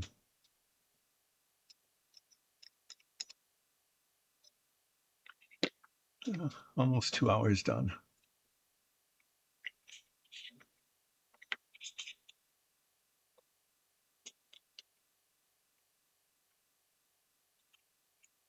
I like what you're doing with your character.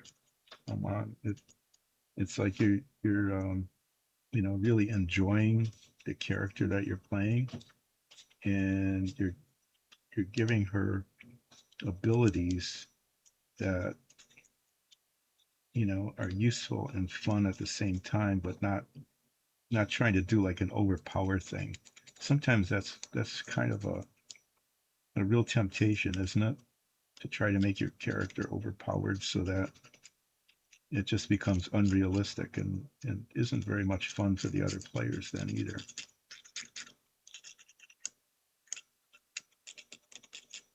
My character is getting close to being overpowered. I acquired new armor, a new weapon, but I'm thinking that we're about to go into a very, very dangerous place that we probably couldn't survive unless I had those new abilities really as a character. So it's not really overpowered as much as just being barely prepared for the horrors that our DM is going to throw at us.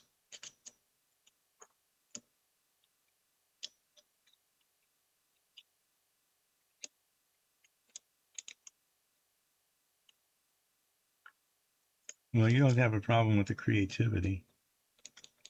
I have to say that.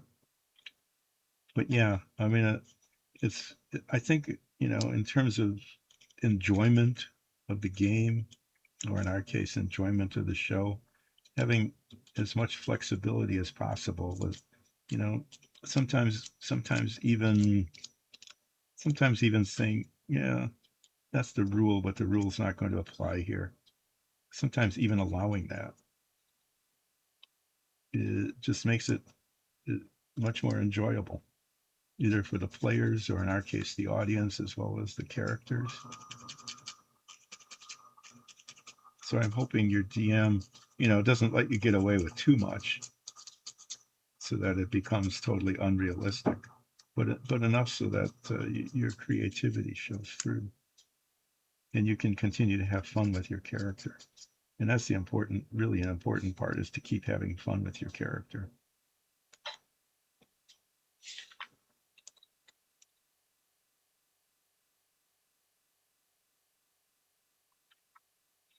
Okay.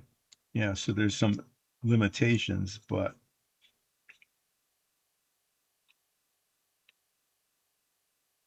yeah, so you can't just have like a minion that,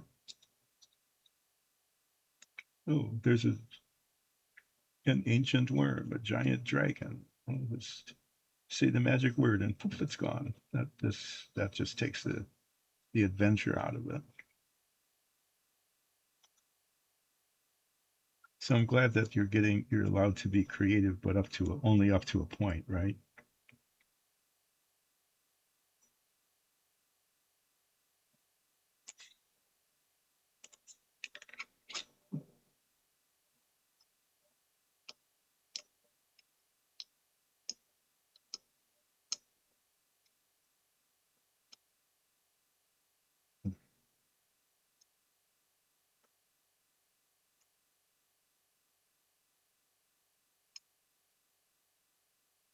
Well, this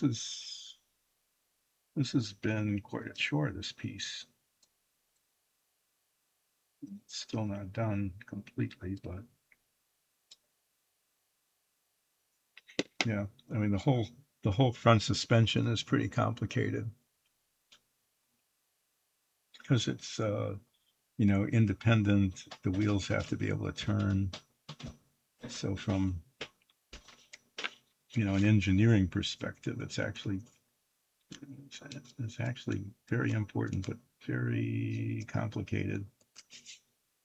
They just made this one big piece with all the interconnected parts. On the race car, it was all separate pieces. That was its own challenge, getting that to come together. And it actually, in the end, it didn't quite come together. The suspension didn't quite come together the way it needed to, but I was not able to fix it. So it looks kind of okay, but one of the wheels doesn't lay flat on the ground.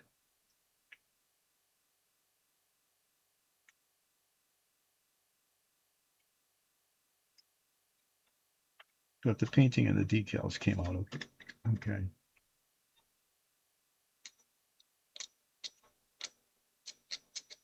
I'm going to need to take a break soon, just to let everybody know that when I get this to the point where I think it's going to be okay, I'm going to be away for a bit. It's kind of, one of those bio break things that has to happen.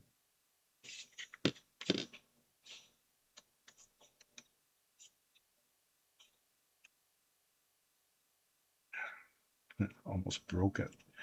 Some of these parts are really kind of fragile. They're little, and there's not much plastic, and if they get bent too much, they'll just snap. I've done that on a model before, and it's really not good. Um, these kind of little bars and things they're hard to cement together, and then the junction where they're cemented together is always stays fragile. It just does. It just stays fragile, and sometimes it's not possible to sand away the junction. The place where they were glued together, and so just always reminded of one's carelessness.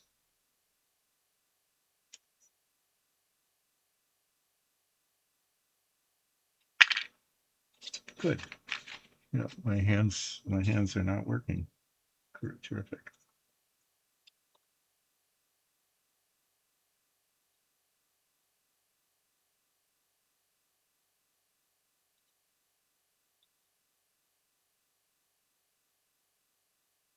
The wheels go on here.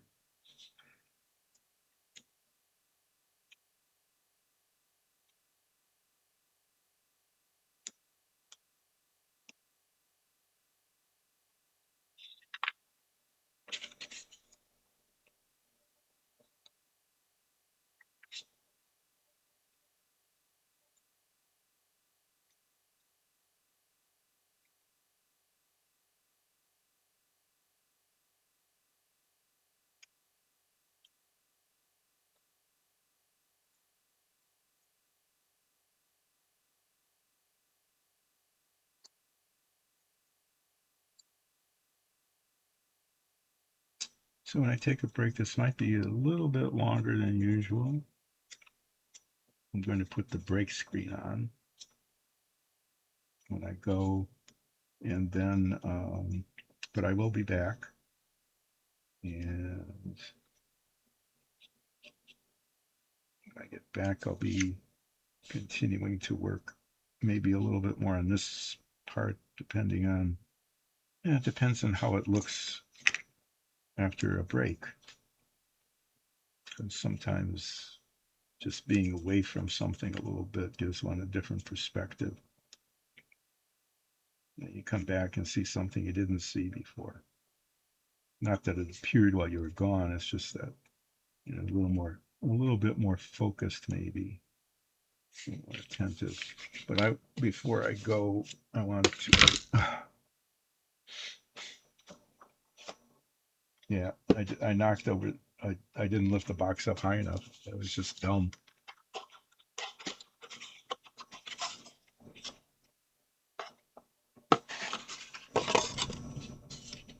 I want to see how this fits.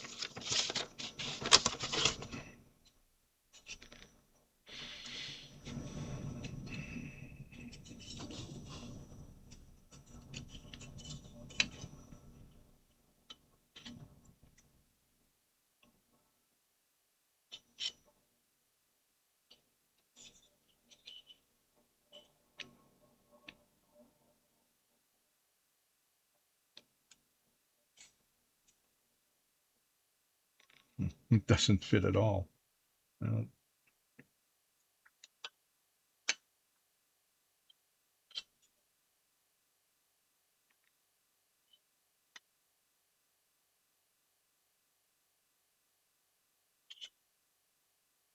I'm pretty sure this is where it goes.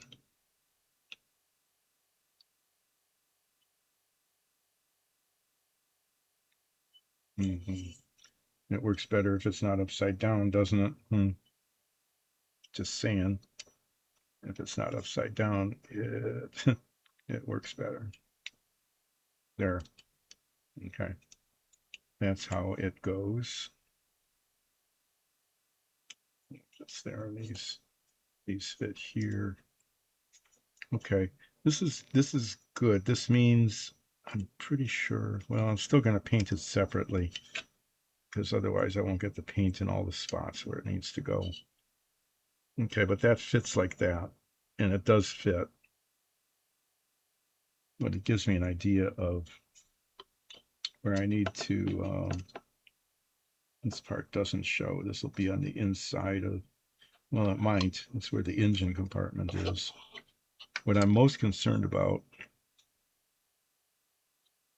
are these circles.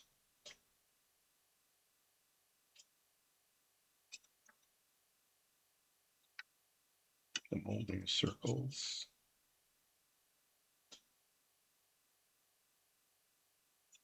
And it looks like the molding circles get covered up. Okay.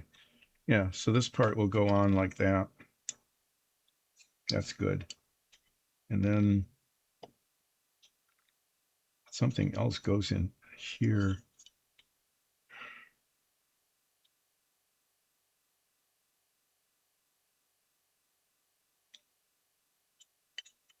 There's holes here and here. I'm not sure.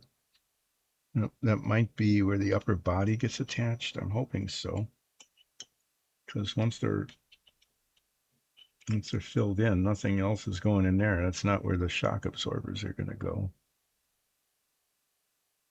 Now the shock absorbers go in from the bottom.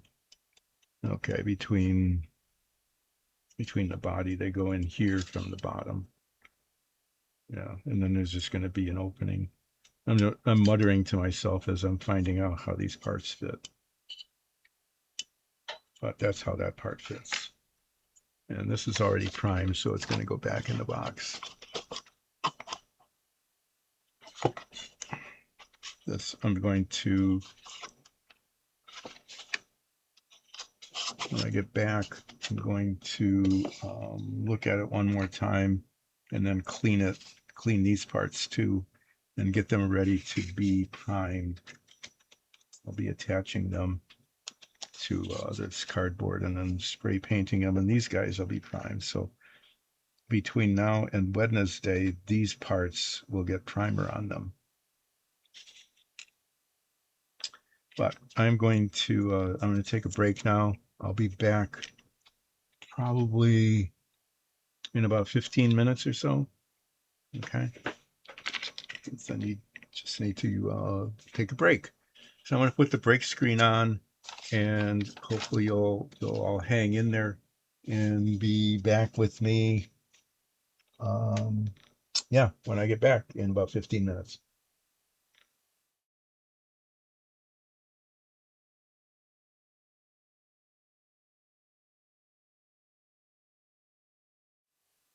Ah, it came back good.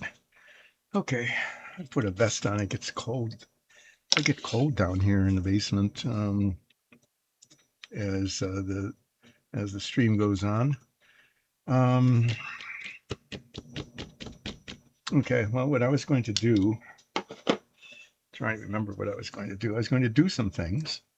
Oh, excuse me.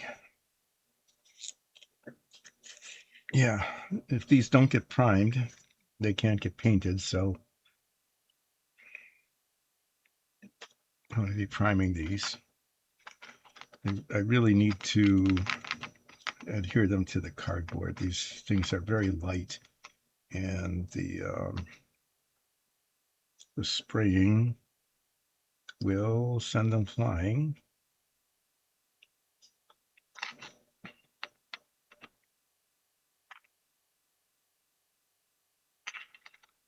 So I think I need to, well, okay, well, I need to clean that.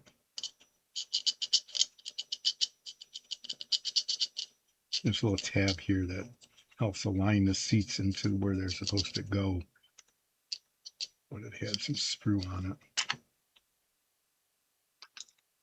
So eventually, I'm going to do some painting, I think, but this is more in terms of the timing of things. Getting these primed is, I think, something that should happen first. So I'm going to make a lot of this blue tape. See if I can get enough of it in there to make it stick to the cardboard.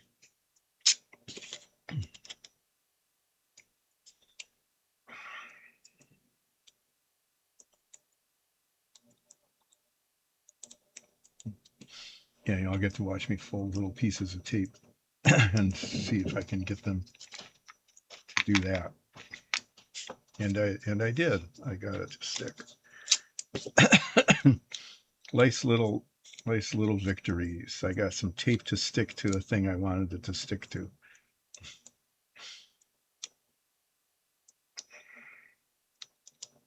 I think the expectations for the stream just have to keep getting lower and lower all the time, don't they? I hope that that's entertaining. Is what's going to happen?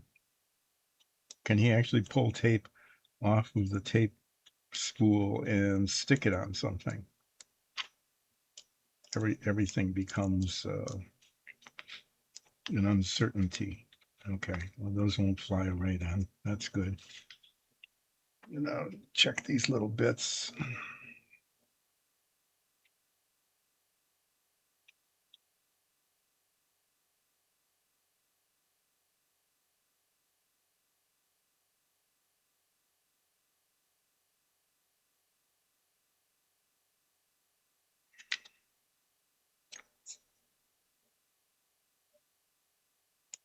Yeah, I get sanding dust. I'm not thinking clearly here, am I? No, not happening. So after I do this, I really should rinse them. I should wash them with a little bit of isopropyl alcohol to get them clean enough to paint. I should do that. And since I'm thinking of that and remembering that it's something I should do, there's a possibility that I will actually get that. I will actually do that.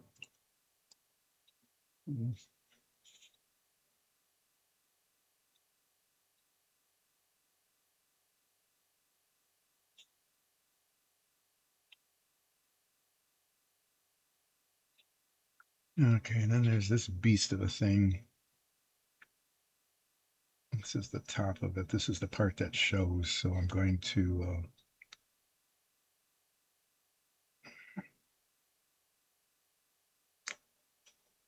continue my efforts to make it presentable. It definitely wasn't when it came off the sprue.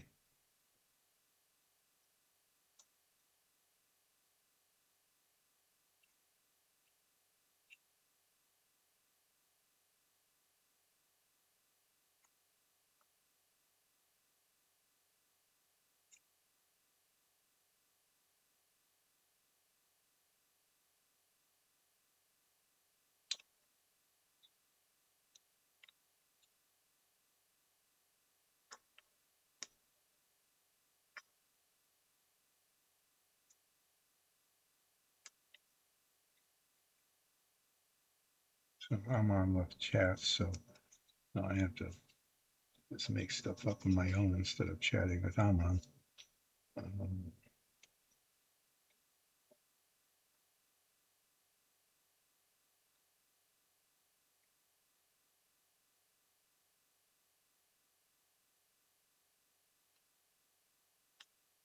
so after I'm done with this, I'm going to take a chance, and it is when it's late in a stream like this, bad things can happen. You know, brushes can slip, paint can spill. There's all sorts of oopses of major and minor quality can happen. But I'm going to take a chance and I'm going to paint the transmission casing duraluminum color and hope that I don't mess it up. It shouldn't be horribly challenging. There's just a very, I think, clear boundary area between the two colors. The blue that's already on there and the duraluminum that's going on. And if I can get that done without incident, if I can get that part done without incident, then the rest of that is just then avoiding stupid things like sticking my finger in the paint and then sticking my painted finger on an otherwise painted surface.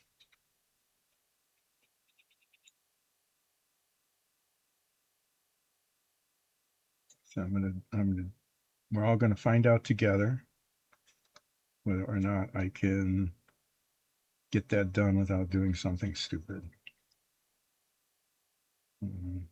What are the odds? During the last half hour of the stream, actually, you know, I really shouldn't. Um, I really shouldn't do that. Actually, now that I'm thinking about it, is rather than rushing it. Okay, what I should do is save that for Wednesday. Yeah, I'm now that I'm talking out loud to myself.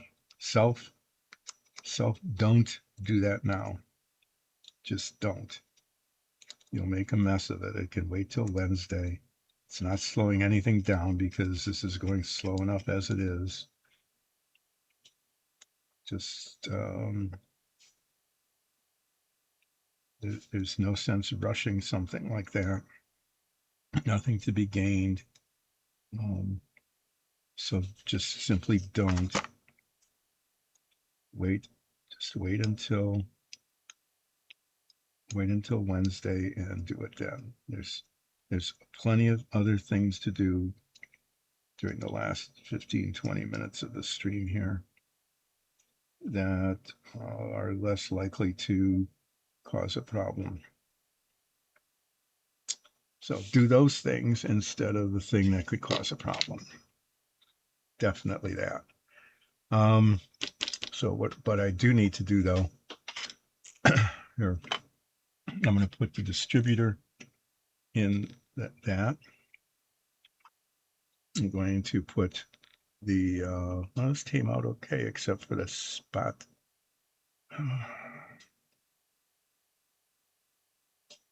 I guess that's okay. The starter came out okay.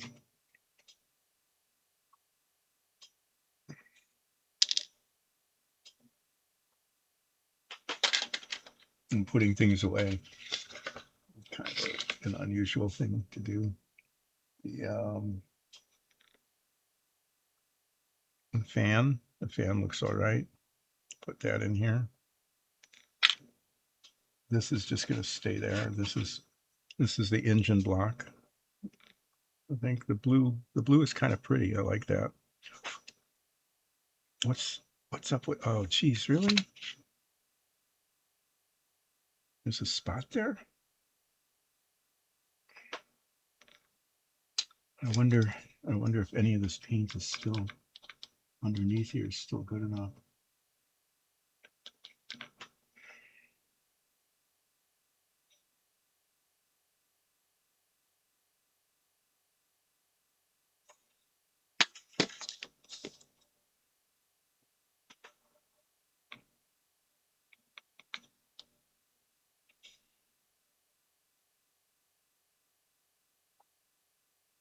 Where was it? There?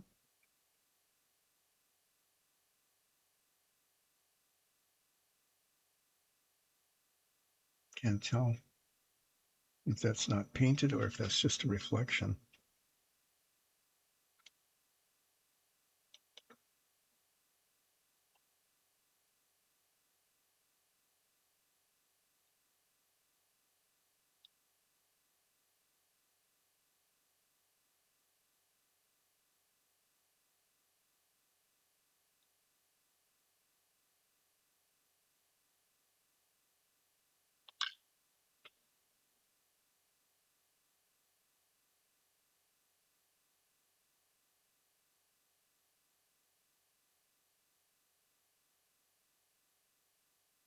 Yeah, it's just as well I'm doing is,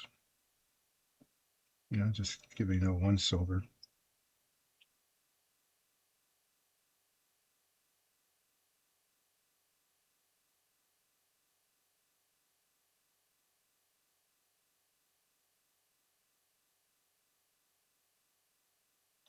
So the casing here, there's a little extra paint on that. I think I'm going to try to scrape that off. Basically what I'll be doing is I'll be doing this on Wednesday. It's just that. Scraping the blue paint off of where the aluminum paint is going to go. But I'll save doing that until Wednesday because I could scrape off little bits where I don't want to scrape it, and that would be quite bad if that happened.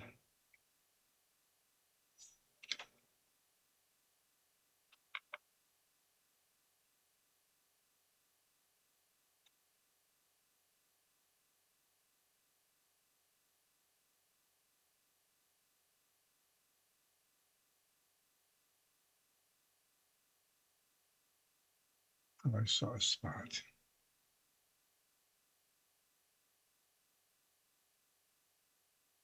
Mm,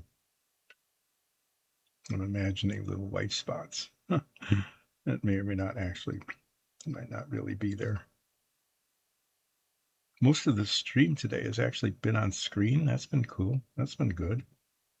It doesn't always happen.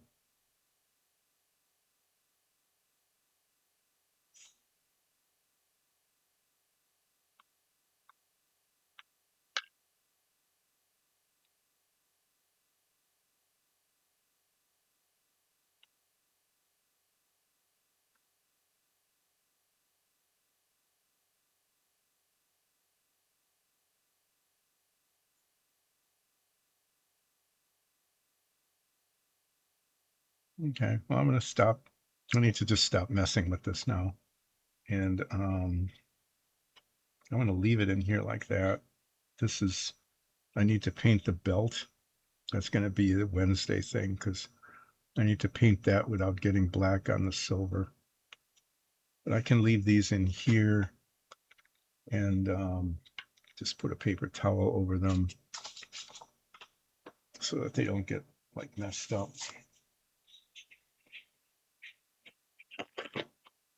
So on Wednesday, well, let me cover these. I don't want to lose those.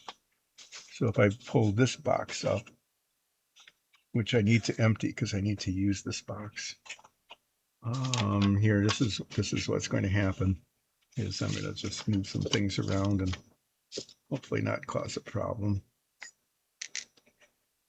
As these go in here, this is the stuff that's ready to be painted or has been painted. These guys get painted the same color as the transmission housing. So when I paint that, these will get painted too. I have to paint them. I think what I'll do is I'll practice that. But this is the box in which I do priming. So let me put these in here.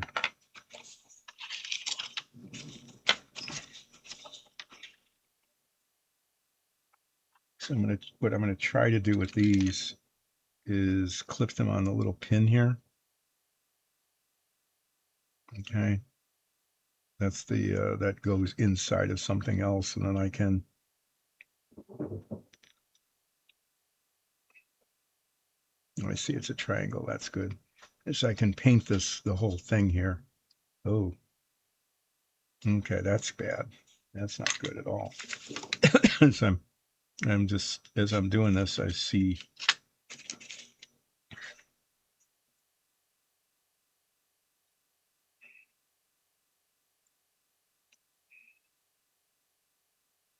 see a line there. That shouldn't be there. Thought I'd sanded that off, but I must have missed it.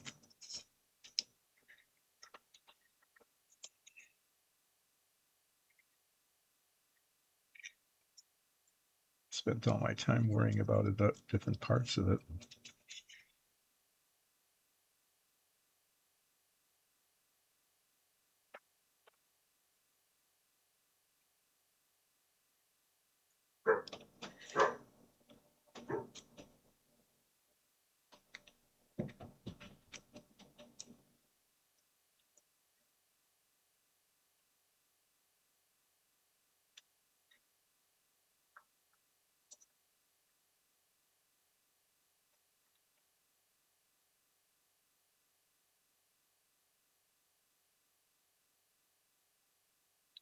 These are the mold seam lines on the exhaust manifold thing here. See, I got the outside of it, but I didn't get the inside of it very well. See how the other one looks. Hi, Hoob. Thanks for joining in. I'll do a flip near the end of the stream. Why not?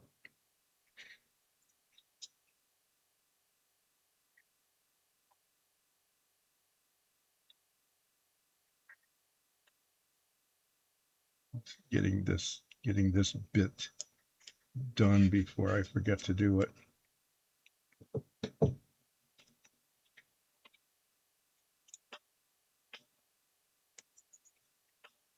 Yeah, I've got 15 minutes left.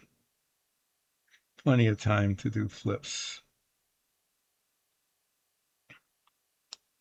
Okay, well, there. I'll leave these alligator clips out so that I can, I'll be using them on Wednesday. Oh, that's good. I knocked two things over. It's always fun here near the end of the stream when I just start knocking stuff down and bumping into things and yeah, that kind of stuff. Okay, what I need to do is give these a little quick wash.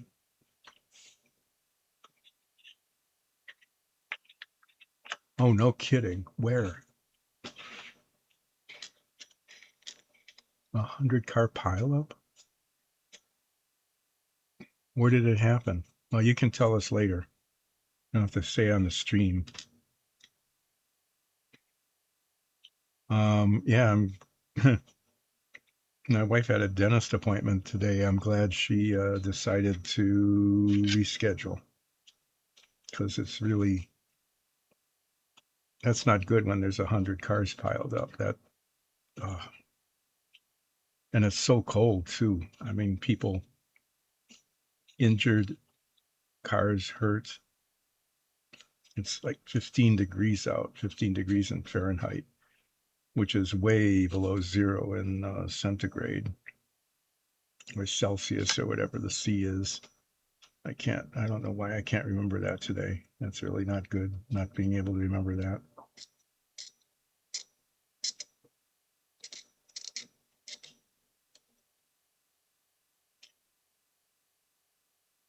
It's at the bottom. Yeah, okay. Let me see what it looks like on the top.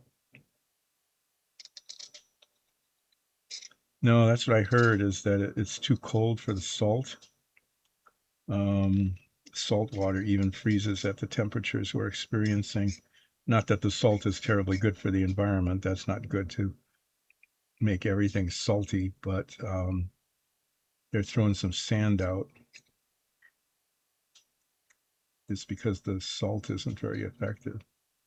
I guess it was just almost inevitable that people driving for lunch taking their lunch break, being in a hurry to get to the place to have whatever they eat for lunch. And yeah, then they're going to be very late, aren't they?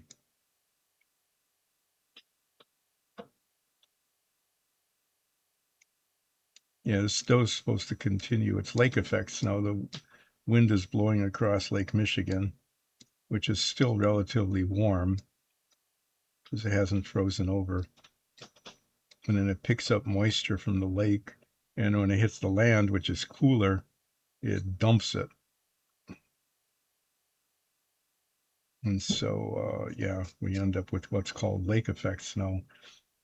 And they're very common here where we are, and also downstream of Lake Erie, like in Buffalo. That's why Buffalo, New York gets a lot of snow. In north of here, way north of here in the Upper Peninsula of Michigan, they get huge amounts of snow from lake effect from Lake Superior. And that can be really huge. Okay, well this part looks adequate now. Take that on. I want to just stick these on, and then I'm going to do the flip.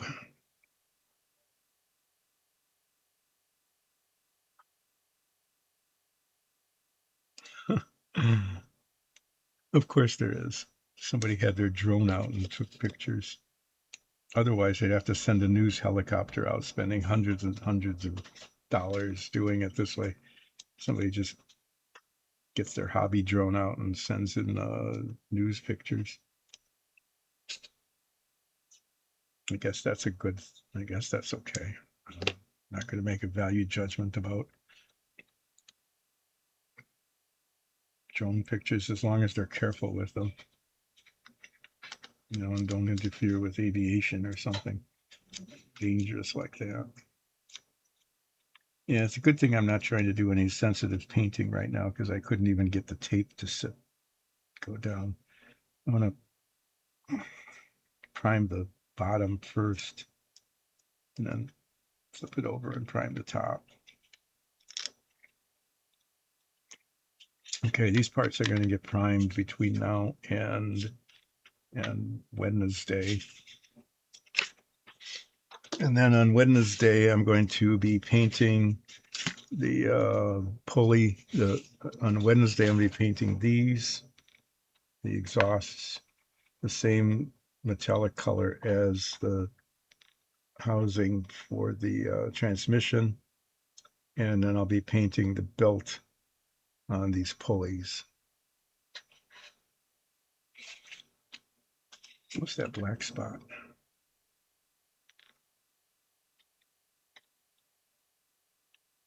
So yeah, I'm going to do that on Wednesday when I'm a little more focused than I am at the moment here. I'm just going to leave this stuff lay here because it's in the way, but so what? I'll be using it again on Wednesday. But I need to set blah blah blah. I need to set those aside. Put my glasses on, and I'm going to do a flip for who.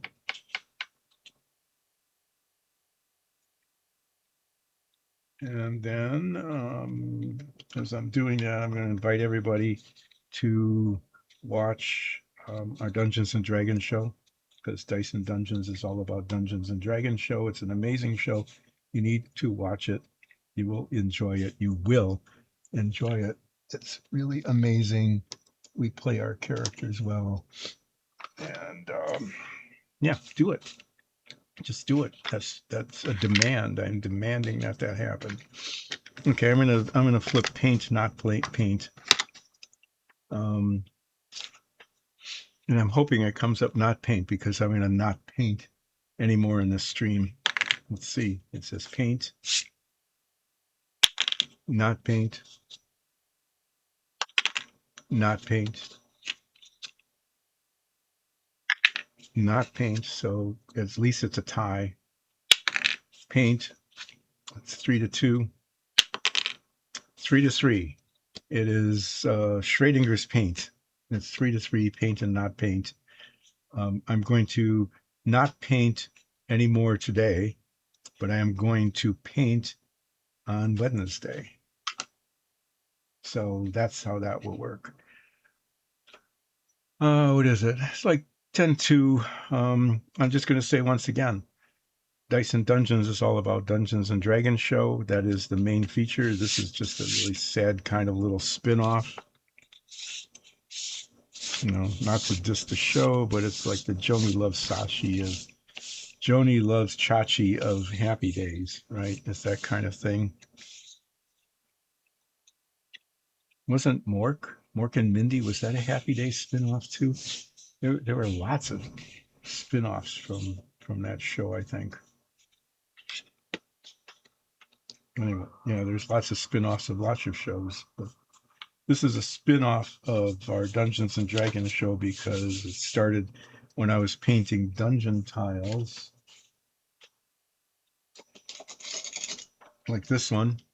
Okay, I was painting those on the stream for our show, and then we don't need any more because we got pretty much all we need for the show.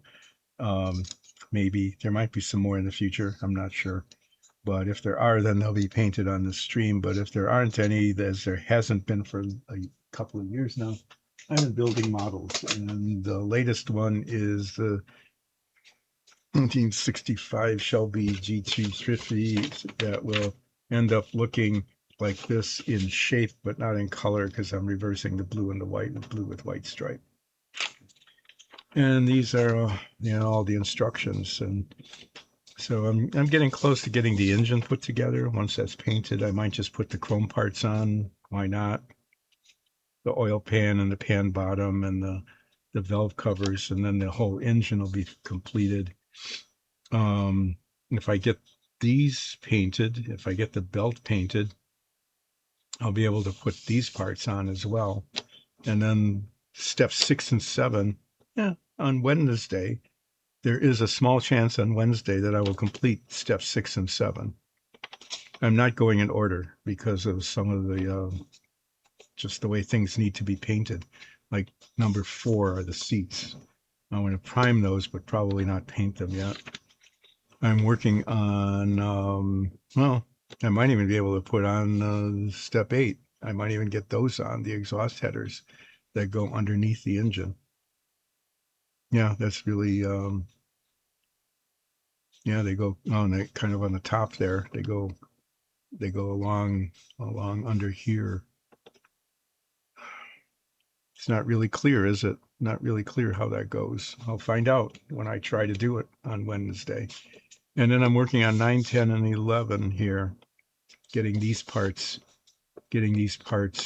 primed and ready to be painted. And once they're primed, I'll paint them all black, except for the parts that are chrome, and I'll be able to do steps 9, 10, and 11. So next week,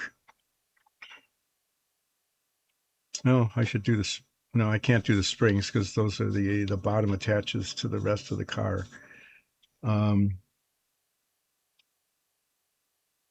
Yeah, I might even be able to do this next week. I could go so far as to say that the rest of this week I can make progress on steps 6, 7, 8, 9, 10, 11, and 12. I could make progress doing those sorts of things.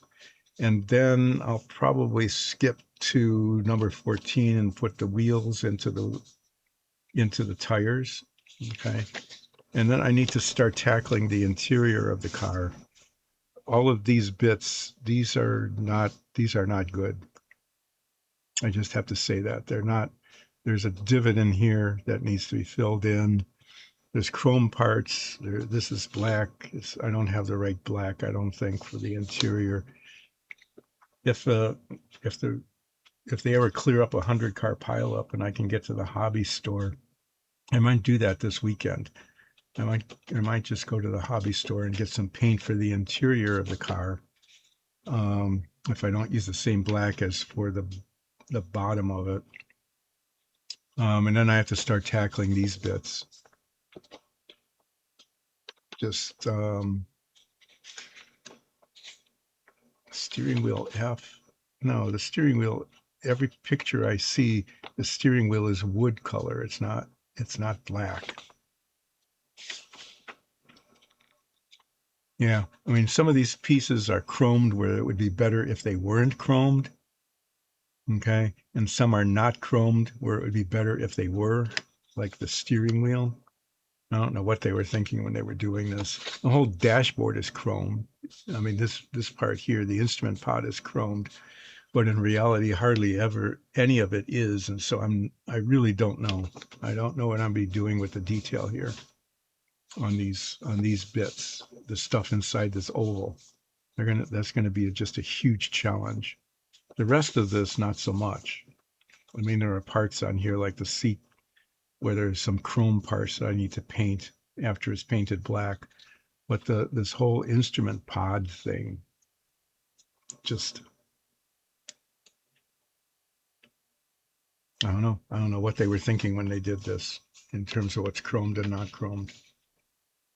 But I'm not going to get to that for a little bit because I'm going to work on 6, 7, 8, 9, 10, 11, and 12 is what I'll be doing, and maybe 14 um, until I get to the hobby shop, and then painting the body and things like there's all sorts of stuff. Oh, more. Wow, there's a lot of stuff here, like the bumpers. Okay. The hood, all those things, getting the striping right, that's going to be kind of a challenge. But there's little bits too, like I can paint the tail lights and the backup lights and things, and yeah, just I'll just be plugging away at it until eventually it gets finished. When I started this, I predicted it would take most of the year, and at the rate I'm going, that might be a good prediction. Well, anyway, um, I'm going to sign off for today. I'll be back on Wednesday, and on Wednesday I will be doing more stuff on the car. See you then.